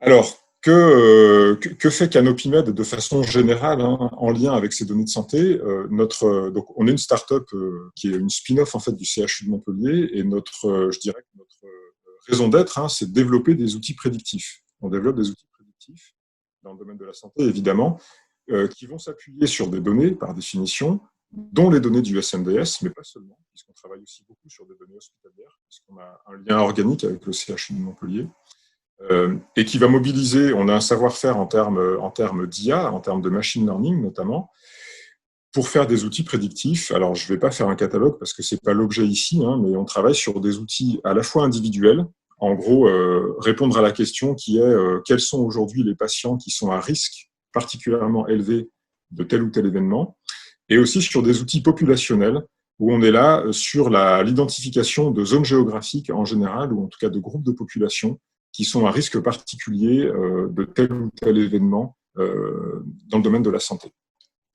Donc, tout ça pour dire qu'on a une forte expertise sur l'utilisation des données SNDS dans un contexte d'innovation. Aujourd'hui, nous sommes 4, donc très rapidement, on a 2 data scientists, et puis Ulysse Rotz, qui est économiste de la santé, qui est cofondateur, et moi-même, qui suis médecin de santé publique, et qui suis le 2e cofondateur. On a des liens qui sont très importants historiquement avec le CHU de Montpellier, et puis plus généralement avec l'écosystème finalement national, puisqu'on travaille avec le Health Data Hub. On est accompagné par le BIC de Montpellier et on est évidemment membre d'Eurobiomed. Alors, je vais rentrer dans le vif du sujet, finalement à travers 5 cas d'usage qui sont des illustrations concrètes et appliquées d'exploitation de ces données qui sont comprises dans le système national de santé, dans le Health Data Hub, dans un cadre d'innovation. Donc, je vais essayer, en passant ces 5 cas d'usage, de vous faire toucher du doigt l'intérêt que peuvent avoir ces données quand on est en position, quand on est, je dirais, intéressé par l'innovation, ou même quand on est en train de développer une solution, un produit ou une technologie. Alors, le premier exemple, il est assez simple et descriptif, en tout cas en apparence. Imaginez que vous êtes en train de développer un outil, quel qu'il soit finalement, qui a vocation à être utilisé par des patients qui ont comme caractéristique commune d'être, par exemple, diabétiques. Je dis n'importe quoi parce que je peux pas vous dire le sujet exact, concret de cet exemple, mais disons des patients diabétiques. Et la première question qui vous intéresse, c'est comment aujourd'hui, en France, sont pris en charge ces patients diabétiques. Eh bien, à partir du SNDS, vous êtes capable de reconstituer le parcours de soins de ces patients, hein, c'est-à-dire concrètement de combien de patients on parle, quelle est la fréquence des hospitalisations, lorsqu'ils sont hospitalisés, pour quelles raisons sont-ils hospitalisés, quels sont les professionnels de santé qui suivent ces patients en ville, etc., etc. Et vous avez, et c'est là-dessus que porte l'exemple, en plus une information géographique. Donc, vous pouvez répondre à une question aussi un peu plus complexe qui est est-ce que ce parcours de soins qu'on vient de décrire, il varie en fonction de la zone géographique, hein. On sait qu'il y a des variations de pratiques en médecine qui sont parfois liées à des habitudes, à des écoles ou à des organisations spécifiques du système de santé. Donc, vous pouvez avoir une vision là-dessus, une vision précise, hein, quantitative. Et c'était l'objet là de ce développement qu'on a fait, qui montre évidemment des variations, notamment géographiques, dans je dirais, le contenu des parcours de soins et donc de la prise en charge des patients.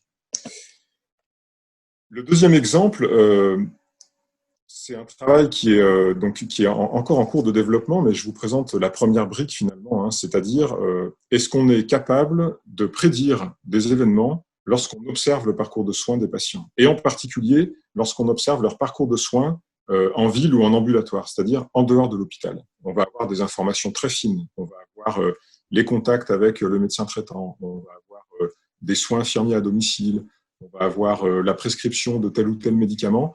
Et si on rassemble ces informations et si on mobilise les bonnes méthodes d'intelligence artificielle, on peut identifier, vous voyez là schématiquement, 3 groupes de patients sur la thématique qui nous intéresse, qui était ici l'insuffisance cardiaque chronique. Et on va clairement identifier notamment un groupe qui nous intéresse beaucoup, qui est le groupe qui figure ici en rouge.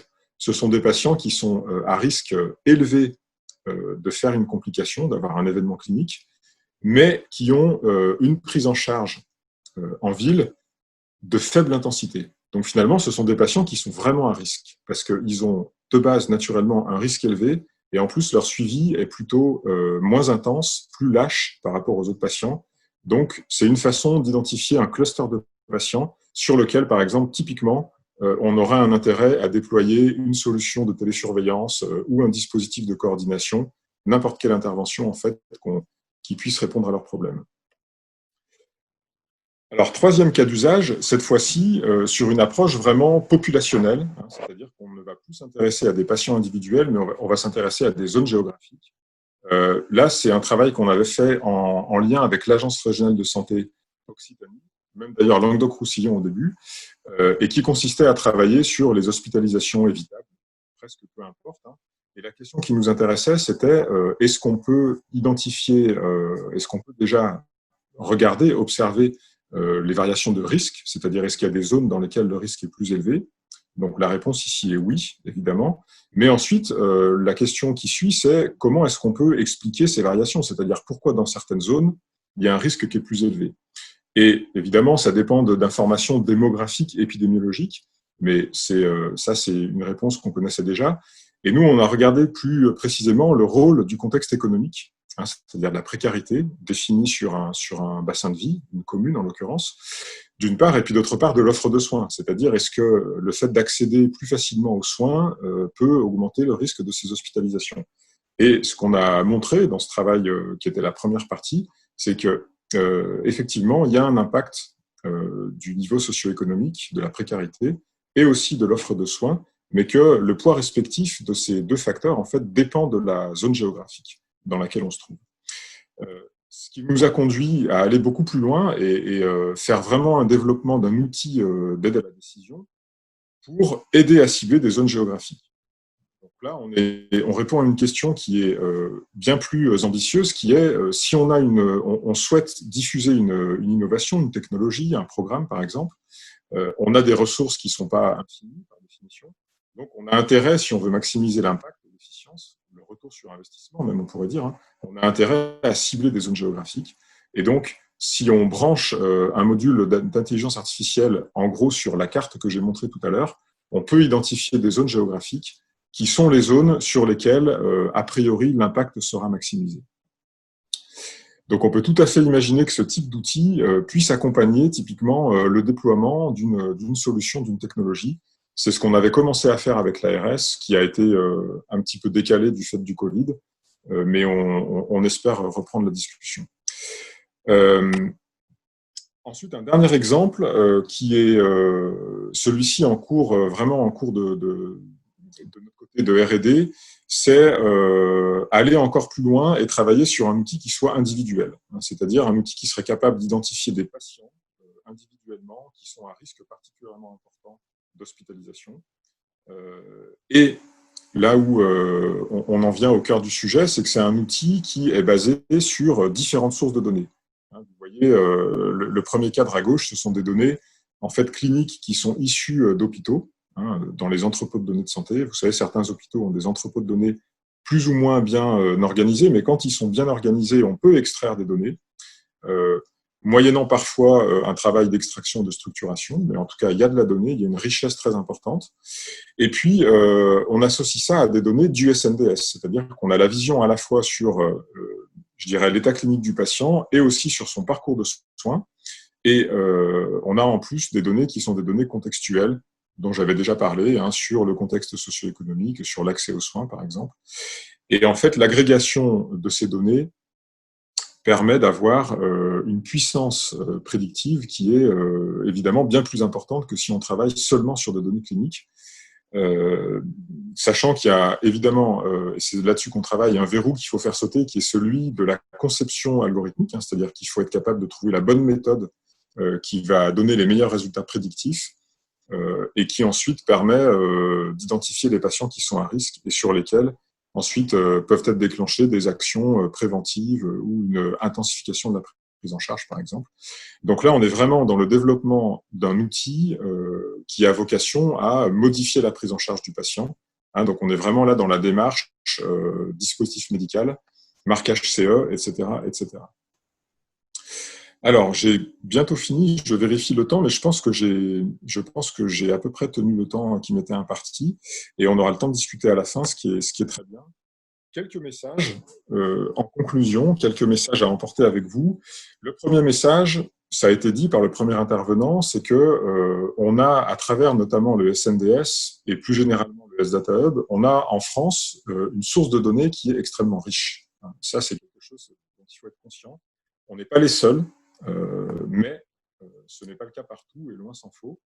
Et ce sont des données, et c'est mon message aujourd'hui, qu'on peut mobiliser à toutes les étapes du cycle de l'innovation. Et je pense que c'est ça qui est important. On peut faire une analyse qui peut être très descriptive pour comprendre une population, pour comprendre un marché éventuellement, si on veut commercialiser quelque chose. Et on peut aussi utiliser ces données pour vraiment entraîner des algorithmes et développer un outil prédictif. Donc ce sont deux utilisations qui sont très différentes, qui vont intervenir à des stades différents du cycle de l'innovation, mais qui sont qu'on peut combiner éventuellement séquentiellement. Alors évidemment, CanopyMed, notre métier principal, c'est pas de faire de la prestation, mais vous avez vu que on peut quand même imaginer des partenariats qui peuvent être de nature différente. La prestation pure, pour nous, c'est plutôt l'exception. En général, on est plutôt dans le co-développement, c'est-à-dire qu'on fait des partenariats pour joindre nos forces et pour répondre ensemble à des questions. On fait des partenariats évidemment avec des hôpitaux, avec des institutions publiques de temps en temps, et aussi avec plutôt des grands comptes privés. On n'a pas eu l'occasion encore de faire des partenariats avec d'autres startups, mais on est persuadé que ça va arriver. C'est-à-dire que en joignant nos forces, on peut arriver à co-développer des choses extrêmement intéressantes.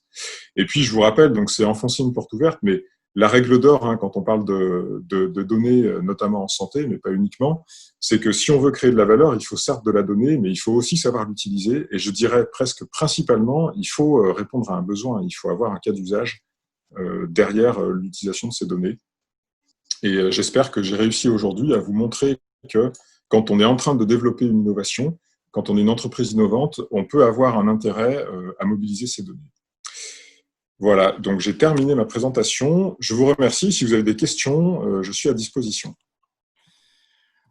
Merci Grégoire. Donc j'ai une question justement de Monsieur Refalo qui vous remercie pour votre présentation intéressante et qui s'interroge, je retranscris ses propos, est-ce que les résultats rendus par l'IA, comme par exemple les communes à risque, se vérifient sur le terrain dans ces communes mises en évidence?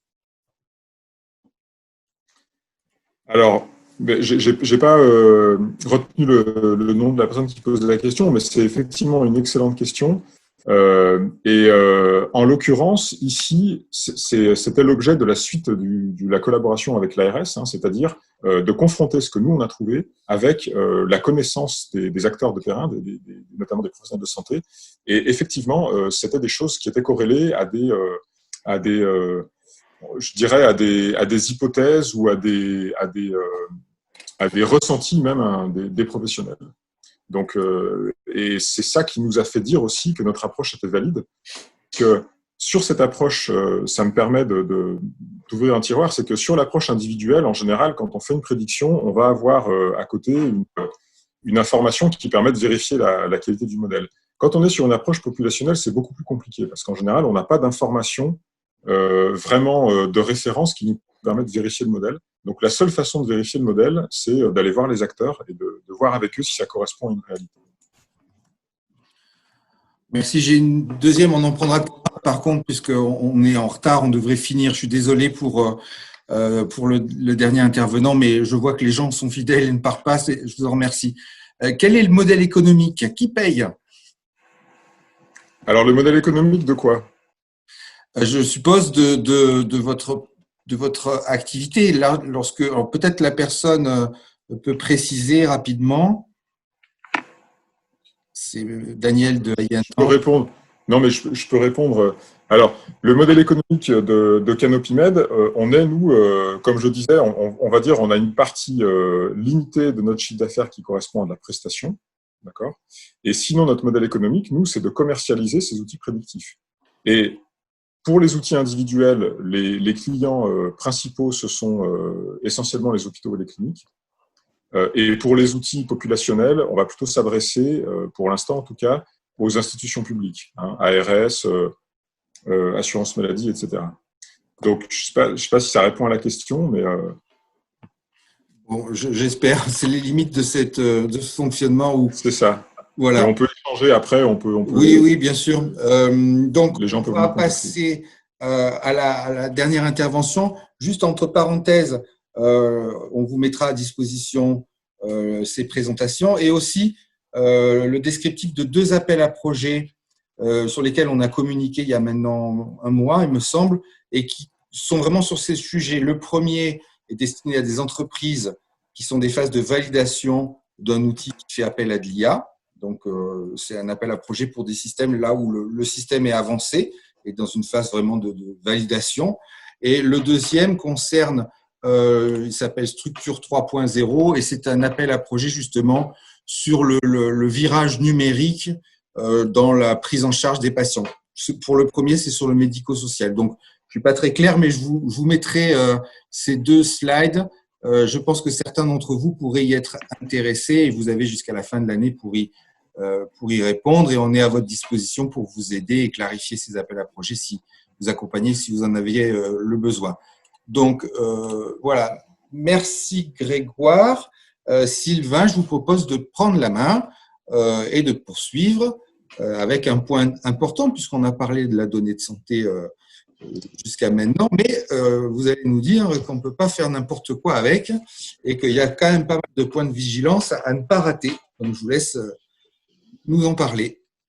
Bonjour à tous. Merci Laurent pour l'introduction. En effet, on va essayer de vous présenter les points de vigilance importants qui doivent rester dans votre tête pour justement assurer une conformité avec la réglementation en vigueur en matière de protection des données à caractère personnel. Donc, on va préparer un petit condensé des éléments importants de cette nouvelle réglementation qu'on appelle RGPD, donc le Règlement général sur la protection des données, qui est rentré en application il y a déjà 2 ans.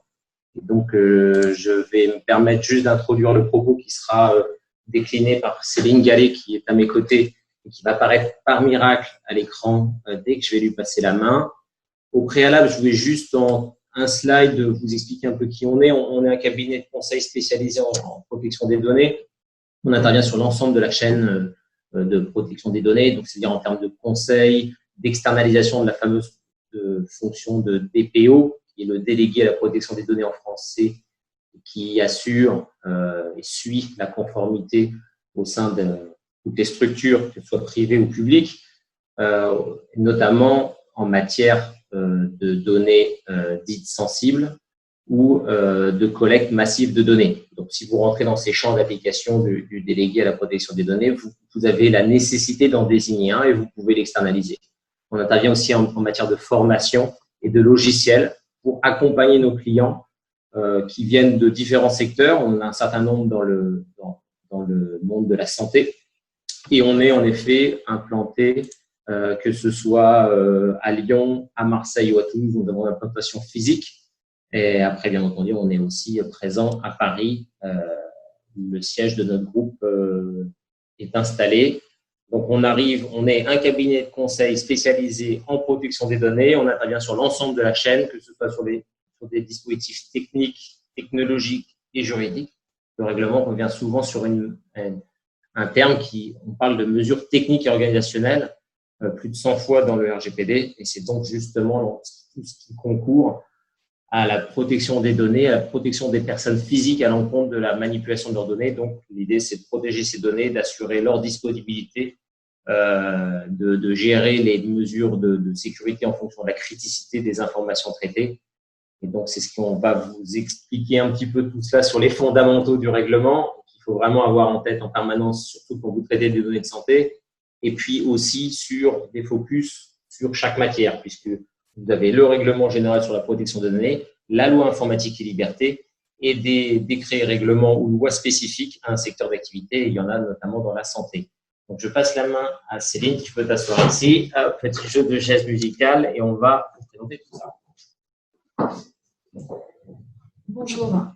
Alors, pour vous présenter cette question de protection des données à caractère personnel et plus spécifiquement des données de santé, il convient déjà de repartir de la définition même de cette notion. Alors, il faut savoir que la donnée de santé n'est pas une donnée anodine. Je pense que vous en êtes conscient. Alors, en premier lieu, qu'est-ce qu'une donnée à caractère personnel? Il faut bien savoir qu'une donnée à caractère personnel est toute information qui permet d'identifier de manière directe ou indirecte une personne physique. Donc, on parle de données identifiantes. Le règlement européen RGPD identifie des catégories plus spécifiques de données à caractère personnel. On parle de données sensibles dans les textes en France et qui requièrent donc une protection qui est bien spécifique à ce niveau de sensibilité de la donnée. Donc, qu'est-ce qui rentre dans cette catégorie? Ce sont déjà toutes les données relatives à l'orientation sexuelle, la vie sexuelle d'une personne, les condamnations pénales, les infractions pénales également, les opinions politiques, philosophiques, religieuses, les questions d'appartenance syndicale, les données qui révèlent des informations sur une origine raciale ou ethnique, et enfin les données de santé. Et d'autres données qui sont liées, bien entendu, sont les données génétiques et biométriques. Donc là, on a vraiment un cadre spécifique qui doit venir se poser sur le traitement de ces données afin de respecter la réglementation. Donc, une vigilance nécessaire doit être mise en place quant au traitement des données. Donc, une donnée de santé, qu'est-ce que c'est? Maintenant qu'on sait ce qu'est une donnée à caractère personnel, qu'est-ce qu'est vraiment la donnée de santé? Déjà, c'est une donnée à caractère personnel qui va être relative à la santé physique ou mentale d'une personne et elle peut être relative aussi à une prestation de service de santé à cette personne. Ce qu'il faut bien avoir en tête, c'est que le recoupement de données va révéler des informations sur un état de santé. Et c'est ça qui va constituer au final une donnée à caractère personnel et plus spécifiquement une donnée de santé. Donc, il est possible de déduire parfois des informations. Vous allez avoir classiquement les données vraiment liées spécifiquement à la santé de la personne de manière directe, à savoir la connaissance d'une maladie, d'un risque de maladie, d'un handicap, le dossier médical d'un patient, bien entendu, un traitement clinique, un état physiologique biomédical, des prestations de services de soins de santé, puisque effectivement la prestation de service va vous permettre de déduire de l'état de santé d'une personne, de connaître également la consommation d'alcool, de drogue, de médicaments d'une personne, d'en déduire également son état de santé. Donc il faut bien avoir en tête que c'est quand même une notion qui est assez large et sur laquelle il va falloir être relativement vigilant quant à la collecte de ces données et leur exploitation. Puisque, de fait, le principe qui est posé à la fois dans le RGPD, mais qui existait déjà préalablement dans la loi informatique et liberté en France, c'est celui selon lequel le traitement de données à caractère personnel de santé est interdit. C'est le principe de base. Si l'on souhaite malgré tout traiter ce type de données, il va falloir mettre en place un certain nombre de mécanismes qui permettent de garantir les droits des personnes et le bon respect de la réglementation. Donc, pour cela, pour voir un petit peu ces aspects, il est nécessaire quand même de revenir sur les principes clés de la protection des données à caractère personnel qui sont posés par le règlement et après qui vont se superposer aussi avec des réglementations plus spécifiques en droit de la santé que l'on va retrouver notamment dans le Code de la santé publique. Déjà, la première chose, dès lors que vous allez traiter une donnée à caractère personnel, que ce soit une donnée de santé ou non, il va falloir vous poser une première question qui est celui de la finalité. Quand vous collectez une donnée, vous allez devoir définir au préalable ce que vous allez faire de cette donnée et vous allez avoir l'obligation d'en informer les personnes via une mention d'information notamment. Que vous collectiez des données parce que vous en avez besoin pour remplir une finalité, c'est bien, mais il y a aussi une exigence réglementaire qui vient modifier un petit peu les comportements, notamment quand on est dans l'exploitation de la data, c'est celui de la pertinence et de la minimisation. Ce qu'impose le règlement aujourd'hui, c'est vraiment de collecter et de traiter uniquement les données dont vous avez strictement besoin pour réaliser des finalités. L'idée même de collecter des données en masse pour pouvoir les exploiter plus tard pour des finalités qui n'ont pas été déterminées en amont et sur lesquelles les personnes n'ont pas été informées n'est pas possible aujourd'hui dans le cadre que nous connaissons. Donc ça, c'est des choses qu'il va falloir vraiment anticiper et réfléchir au moment de la construction d'un projet. Il y a aussi la question d'une durée limitée de conservation. On ne peut pas conserver les données de manière illimitée. Donc ça, c'est un vrai sujet dans le cadre de la protection des données à caractère personnel. Ça va être vraiment de définir des durées de conservation. Concernant la donnée de santé, en fonction des utilisations qui sont réalisées, il y a des durées qui sont déjà bien définies, notamment dans la réglementation française, je pense au Code de la santé publique et aussi aux différents textes qui viennent réglementer certaines professions. On sait que le dossier d'un patient a une durée de vie qui est limitée à compter de la date de la dernière consultation chez son médecin, par exemple. En termes de sécurité, le point a été abordé au cours de cet après-midi en partie.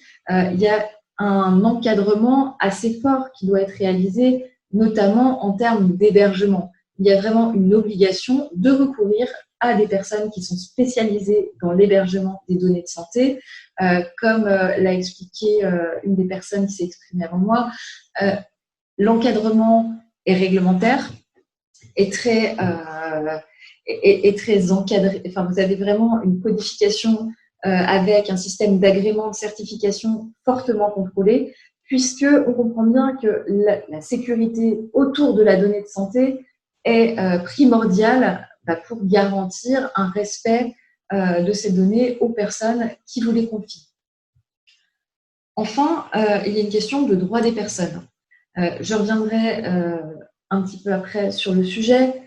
Les personnes dont vous traitez des données à caractère personnel disposent sur ces données d'un certain nombre de droits.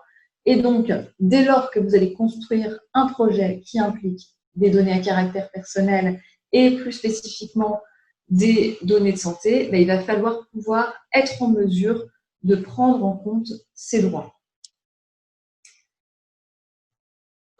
Donc, traiter des données de santé, très bien, c'est possible dans le cadre réglementaire si il est faisable d'y apposer au préalable une base légale. Donc, le règlement définit un certain nombre de bases légales et concernant la donnée de santé, on va se retrouver dans une situation où on va devoir soit disposer du consentement de la personne, c'est-à-dire qu'elle va vous donner par un acte positif, libre, éclairé, univoque, son consentement à ce que vous traitiez ces données. Soit on va être dans le cadre de l'exécution d'un contrat. Une personne contacte un professionnel, elle va lui confier, dans le cadre de l'exécution d'une prestation, un certain nombre de données qui peuvent être des données de santé. Toutefois, comme je vous l'expliquais juste avant, le principe est que le traitement des données à caractère personnel de santé est interdit. Sauf exception, ces exceptions sont listées dans le règlement et vont permettre quand même de réaliser un certain nombre d'actions. En premier lieu, la personne va consentir de manière explicite au traitement des données de santé. Donc là, elle va apporter un accord supplémentaire sur le traitement et on va bien lui expliquer aussi à quoi elle consent. Ça, c'est un point fondamental parce qu'on peut consentir à tout et n'importe quoi si on n'a pas forcément toute l'information du traitement de données qui est réalisé derrière. Ça veut dire qu'avant de collecter le consentement, il va falloir expliquer vraiment toutes les finalités de traitement. Et quand vous avez un business model qui va être fondé sur la donnée, sur l'exploitation de données en masse, il va falloir le dire ça à la personne. On ne peut pas simplement collecter des données par un canal qui pourrait être une application je sais pas moi, de suivi de données de santé en ligne. Si vous souhaitez réexploiter la donnée, en tirer un certain nombre d'analyses, de statistiques et autres, il va falloir l'en informer pour qu'elle puisse consentir dans de bonnes conditions. Autre cas, si le traitement de données est nécessaire à des fins de diagnostic médical et il est effectué par un professionnel de santé soumis à une obligation de secret professionnel. Là, ça semble évident qu'il y a une possibilité de traiter la donnée de santé. On pense tout simplement aux médecins, aux établissements hospitaliers et autres. De la même manière, dès lors qu'on est dans le cadre de la sauvegarde des intérêts vitaux de la personne, on imagine le cas d'une personne qui va arriver dans un service d'urgence qui n'est pas en mesure d'exprimer son consentement. On va devoir traiter ces données de santé pour pouvoir la soigner en partie. Dans ce cas, on va la soigner et on pensera consentement plus tard. En tout cas, c'est vraiment la priorité. C'est aussi de ne pas mettre des formalités administratives. Là, il y a quand même du bon sens qui doit s'appliquer. Et enfin, il y a le cas des obligations du responsable de traitement. En tant qu'employeur, vous pouvez avoir un certain nombre d'obligations qui font que vous allez être amené à traiter des données de santé, notamment dans le cadre du droit du travail, du droit de la sécurité sociale, des questions de protection sociale, dès lors que vous allez faire des déclarations concernant des personnes handicapées dans votre structure, notamment, là, vous allez forcément collecter à un moment des données sur la santé de vos salariés. Et donc là, vous allez avoir la possibilité de les traiter dès lors qu'il en découle qu'une obligation réglementaire vient dicter ce traitement de données. Les données à caractère personnel, elles sont pilotées très souvent, en tout cas la conformité du traitement va être pilotée par ce que l'on appelle un délégué à la protection des données ou DPO en anglais, donc Data Protection Officer. C'est vraiment le chef d'orchestre sur l'encadrement réglementaire de la protection des données à caractère personnel. Le fait de traiter en masse des données sensibles va être un des critères de désignation obligatoire du DPO. Il faut bien garder à l'esprit que le règlement va imposer, dans certains cas, la nomination de ce DPO et le fait d'avoir notamment un business model qui va être fondé vraiment sur l'exploitation de la donnée en masse, qui plus est de données sensibles, va vraiment nécessiter la nomination d'un DPO. D'ailleurs, les tiers avec qui vous allez être amené à interagir vont vous demander qui est votre DPO. Ça va être une personne importante dans le développement de votre projet, puisque c'est aussi la personne qui va vous permettre de développer un projet en conformité avec la réglementation qui pourra vous aider à mettre l'accent sur les garde-fous à mettre en place et pour ne pas vous retrouver aussi dans une situation où vous avez développé tout un projet d'une certaine manière et qu'à la fin, on vous explique que ce n'est pas possible parce que vous ne respectez pas les conditions réglementaires. Je pense notamment au cas, mais on le verra juste après, où vous allez envisager de conserver et de traiter des données en masse sur une durée indéterminée, il va falloir au bout d'un moment quand même être en mesure de supprimer au fur et à mesure les données à caractère personnel que vous traitez. Et là, ça peut vous poser problème dans certains cas, surtout quand on parle, tout à l'heure, on a évoqué le cas de l'intelligence artificielle, notamment avec les mécanismes de machine learning. On sait que c'est la masse de données qui va créer justement un résultat intéressant. Si vous devez supprimer une partie des données au bout d'un certain temps, mais il va falloir quand même l'anticiper et être en mesure de savoir par avance comment vous allez pouvoir gérer ce point. Donc, on arrive aux droits des personnes. Donc, bien souvent, quand on parle de données de santé, on parle de droits de données de patients. Après, on peut bien entendu les obtenir dans d'autres cadres. Le principe, c'est que vous allez être dans l'obligation de répondre aux demandes de droits formulées par des personnes. Les personnes concernées, ce sont les personnes dont vous traitez les données à caractère personnel. Il y a plusieurs droits sur lesquels vous allez devoir répondre. Le premier, je l'ai déjà évoqué, c'est le droit à l'information. Donc, ce droit à l'information, il intervient même avant que le traitement de données commence. C'est-à-dire que les personnes doivent être informées en amont sur ce que vous allez faire avec leurs données à caractère personnel. Il y a une description très longue qui doit être fournie, de savoir quelles sont les finalités, quelle sera la durée de conservation, qui aura connaissance des données, quelles sont les conditions de sécurité que vous allez mettre en place, est-ce que vous allez transférer les données hors de l'Union européenne, etc. Donc tout ça, on doit en informer les personnes en amont. Les personnes, de la même manière, vont avoir un droit d'accès à leurs données. Donc ça, c'est un point important, surtout quand on se parle de données de patients, puisqu'il existe aussi un droit d'accès un peu plus spécifique qui est défini dans le Code de la santé publique et qui, là, vous apporte une contrainte supplémentaire avec un délai qui est porté à 8 jours pour faire droit à cette personne. Alors que sur une donnée classique, dans le cadre du règlement, on va avoir un délai d'1 mois. Donc, c'est vraiment important de bien pouvoir être préparé à la réponse à apporter, puisque vous allez devoir réagir relativement vite. Ensuite, il existe un droit d'opposition, donc en cas de motif légitime ou si le traitement repose sur le consentement, la personne va pouvoir s'opposer à ce que vous traitiez ces données. Ça veut dire que si elle fait une demande, vous allez devoir arrêter de traiter les données. Le droit à la rectification, bien entendu, toute personne qui constate que ces données ne sont plus conformes à la réalité va pouvoir en demander la rectification.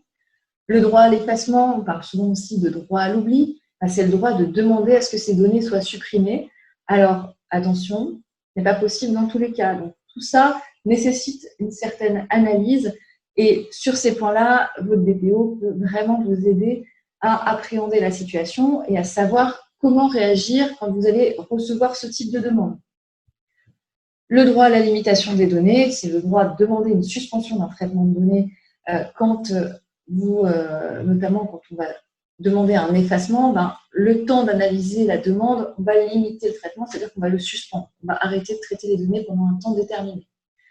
Et enfin, un des droits nouveaux qui est arrivé aussi avec le règlement, c'est le droit à la portabilité. Donc la portabilité, qu'est-ce que c'est ? En fait, c'est le fait de pouvoir récupérer pour la personne concernée toutes les données qui le concernent sous un format qui est exploitable, lisible par machine. Donc, on pense très souvent à un fichier CSV qui va regrouper l'ensemble des données qui pourront être exploitées après peut-être sur un autre système. Enfin, le dernier aspect que je vais aborder, alors on va vraiment très vite puisque c'est un sujet sur lequel habituellement on parle plutôt pendant plusieurs heures puisqu'il y a énormément de matière et énormément de spécificités. Mais là, pour passer rapidement, je vous propose de vous présenter la protection des données de santé l'aspect sécurité qui a été évoqué précédemment, notamment sur la question de l'hébergement des données de santé. Donc, l'obligation que pose le RGPD, c'est que le responsable de traitement doit prendre toutes les mesures nécessaires pour sécuriser et protéger les données personnelles qu'il traite. Ça signifie quoi? Ça signifie qu'il a une obligation de garantir la confidentialité de la donnée, son intégrité, sa disponibilité et sa traçabilité. Donc, pour cela, il va devoir mettre en place un certain nombre de mesures qui permettent de garantir ce niveau de sécurité suffisant. Là encore, on se trouve dans le cadre de la donnée de santé. Donc, données de santé, c'est aussi une donnée particulièrement sensible, comme on l'a vu, et donc qui nécessite un niveau de sécurité plus élevé qu'une donnée plus classique, notamment en nom, prénom, email. Donc, pour ça, il va falloir sécuriser les flux de données. Sécuriser les flux de données, ça veut dire sécuriser les transferts de données d'un point A à un point B, mais aussi sécuriser les relations avec des tiers. Si vous travaillez avec des prestataires, il va falloir être en mesure de sécuriser déjà contractuellement et aussi techniquement les flux de données. Mise en place de mesures techniques organisationnelles qui vont viser à garantir cette sécurité. Ça veut dire avoir des processus en interne. Ça veut dire être doté d'un PCA, d'un PRA, d'être en mesure de réagir rapidement et de manière structurée dès lors qu'un incident survient. La sécurisation de la donnée elle-même, alors ça paraît tellement évident, mais il faut quand même le rappeler, sécuriser des données, ça peut passer par du chiffrement, ça peut passer par de la mise en place d'accords de confidentialité, toute mesure technique organisationnelle qui va viser à sécuriser la donnée doit pouvoir être mise en place de manière proportionnée avec le risque que présente le traitement de données. Mise en place, bien entendu, de mesures sur le système d'information. Pour ça, on s'assure de disposer d'un système d'information sécurisé avec possiblement la conduite régulière de tests d'intrusion pour vérifier que vous êtes parfaitement étanche. Bien entendu, on fait appel à un hébergeur agréé de données de santé. Et enfin, il ne faut pas l'oublier parce que là, c'est aussi un travers qu'on peut avoir en lisant le RGPD. On a l'impression que toutes les formalités administratives ont disparu vis-à-vis de la CNIL. Ce n'est pas le cas. Dès lors que vous allez traiter des données de santé, vous allez être dans l'obligation de réaliser un certain nombre d'études de risque et notamment une étude d'impact sur la vie privée pour garantir le fait que vous avez envisagé le niveau de risque par rapport au traitement et que vous avez réussi à le contenir. Par ailleurs, vous allez aussi avoir l'obligation de déposer, dans certains cas, des demandes d'autorisation de traitement de données de santé. Donc là, bien entendu, on se réfère à son DPO, on appelle la CNIL, il y a un certain nombre de formalités qui continuent d'exister, notamment dans la recherche médicale, et donc des aspects qui vont vous amener à traiter en masse de la donnée de santé, sur lesquels il va falloir rester vigilant malgré tout.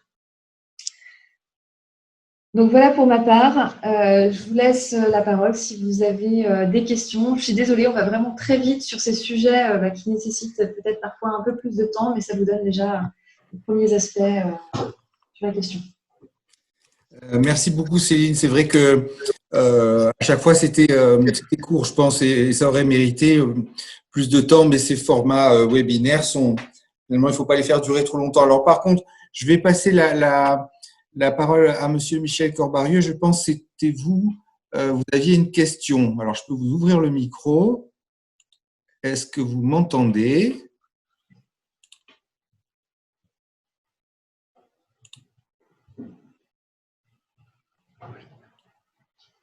Oui. Allô ? Oui, allez-y, vous aviez une question, je vous laisse la poser.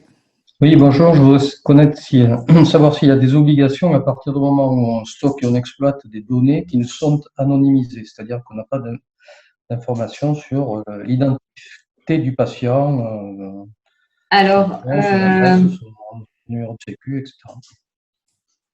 Alors, pardon, numéro de sécurité sociale, vous avez dit ? Non.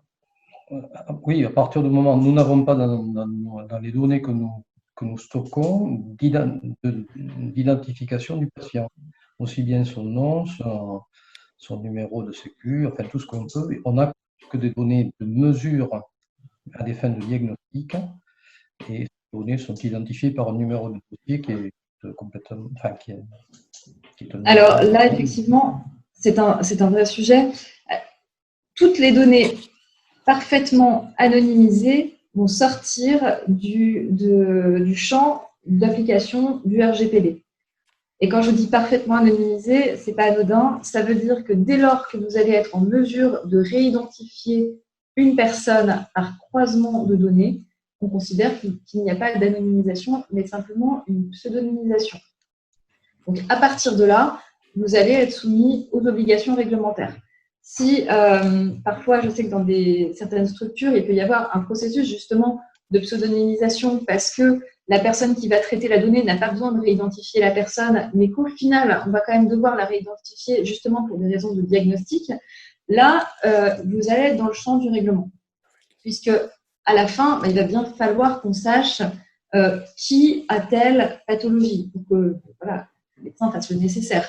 Moi, j'ai notamment le cas chez un client qui produit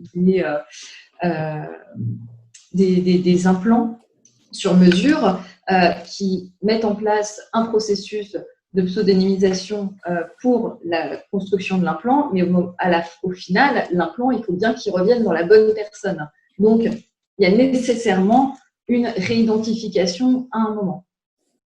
Même si vous n'avez pas techniquement toutes les informations qui permettent de réidentifier, dès lors que dans l'absolu, on peut réidentifier cette personne, on considère que la donnée n'est pas anonyme. Donc là, c'est une vision vraiment très, très stricte que la CNIL partage régulièrement. C'est vrai que c'est assez dur comme approche, mais il faut bien avoir en tête que dès lors qu'on recoupe des données entre elles et qu'on identifie une personne, il y a nécessité de protéger ces données. Merci, merci pour la réponse. Alors, on va en tenter une dernière. Alors, comme on a beaucoup dépassé, je suis vraiment désolé. Je vous remercie à chacun de votre patience puisque le webinaire se clôture à 16 heures. Hein. Donc, je vous livre la question et j'espère que vous aurez le temps d'y répondre. Donc, c'est une question de Manon Pellier, Medexprime. Pour la recherche médicale, il y a des formalités simplifiées à la place des demandes d'autorisation. Ce sont les engagements de conformité et de méthodologie de référence, notamment MR004, dans le cadre de la réutilisation de données de santé collectées dans le cadre du soin. Alors, c'est plus, je pense, une réponse à monsieur la précédente question, je pense, qu'une question elle-même. Donc, je vais voir si je peux donner. Mais effectivement, il existe les méthodologies de référence sur lesquelles il y a un engagement. Dès lors que vous vous engagez à suivre cette méthodologie de référence, la CNIL considère que vous n'avez pas besoin de demander une autorisation spécifique. En revanche, dès lors que vous sortez des finalités bien précises qui sont listées dans ces méthodologies, vous allez devoir soumettre une autorisation de traitement de données. Donc là, on re-rentre dans le processus que l'on connaissait avant l'entrée en application du RGPD. Voilà, exactement. Donc, je suis désolé, on ne pourra pas en prendre d'autres. Donc, comme je vous l'ai dit, vous aurez mis à disposition les présentations de chacun d'entre vous. Si j'ai l'accord de tous, vous pourrez avoir accès à la vidéo et si vous voulez revoir des passages. Et dans les présentations, vous avez le contact de chacun des intervenants. Donc, si vous voulez approfondir ces sujets, je pense que chacun d'eux sera disponible. Voilà, encore désolé pour cette fin tardive. Je vous souhaite une bonne après-midi et je vous dis à bientôt.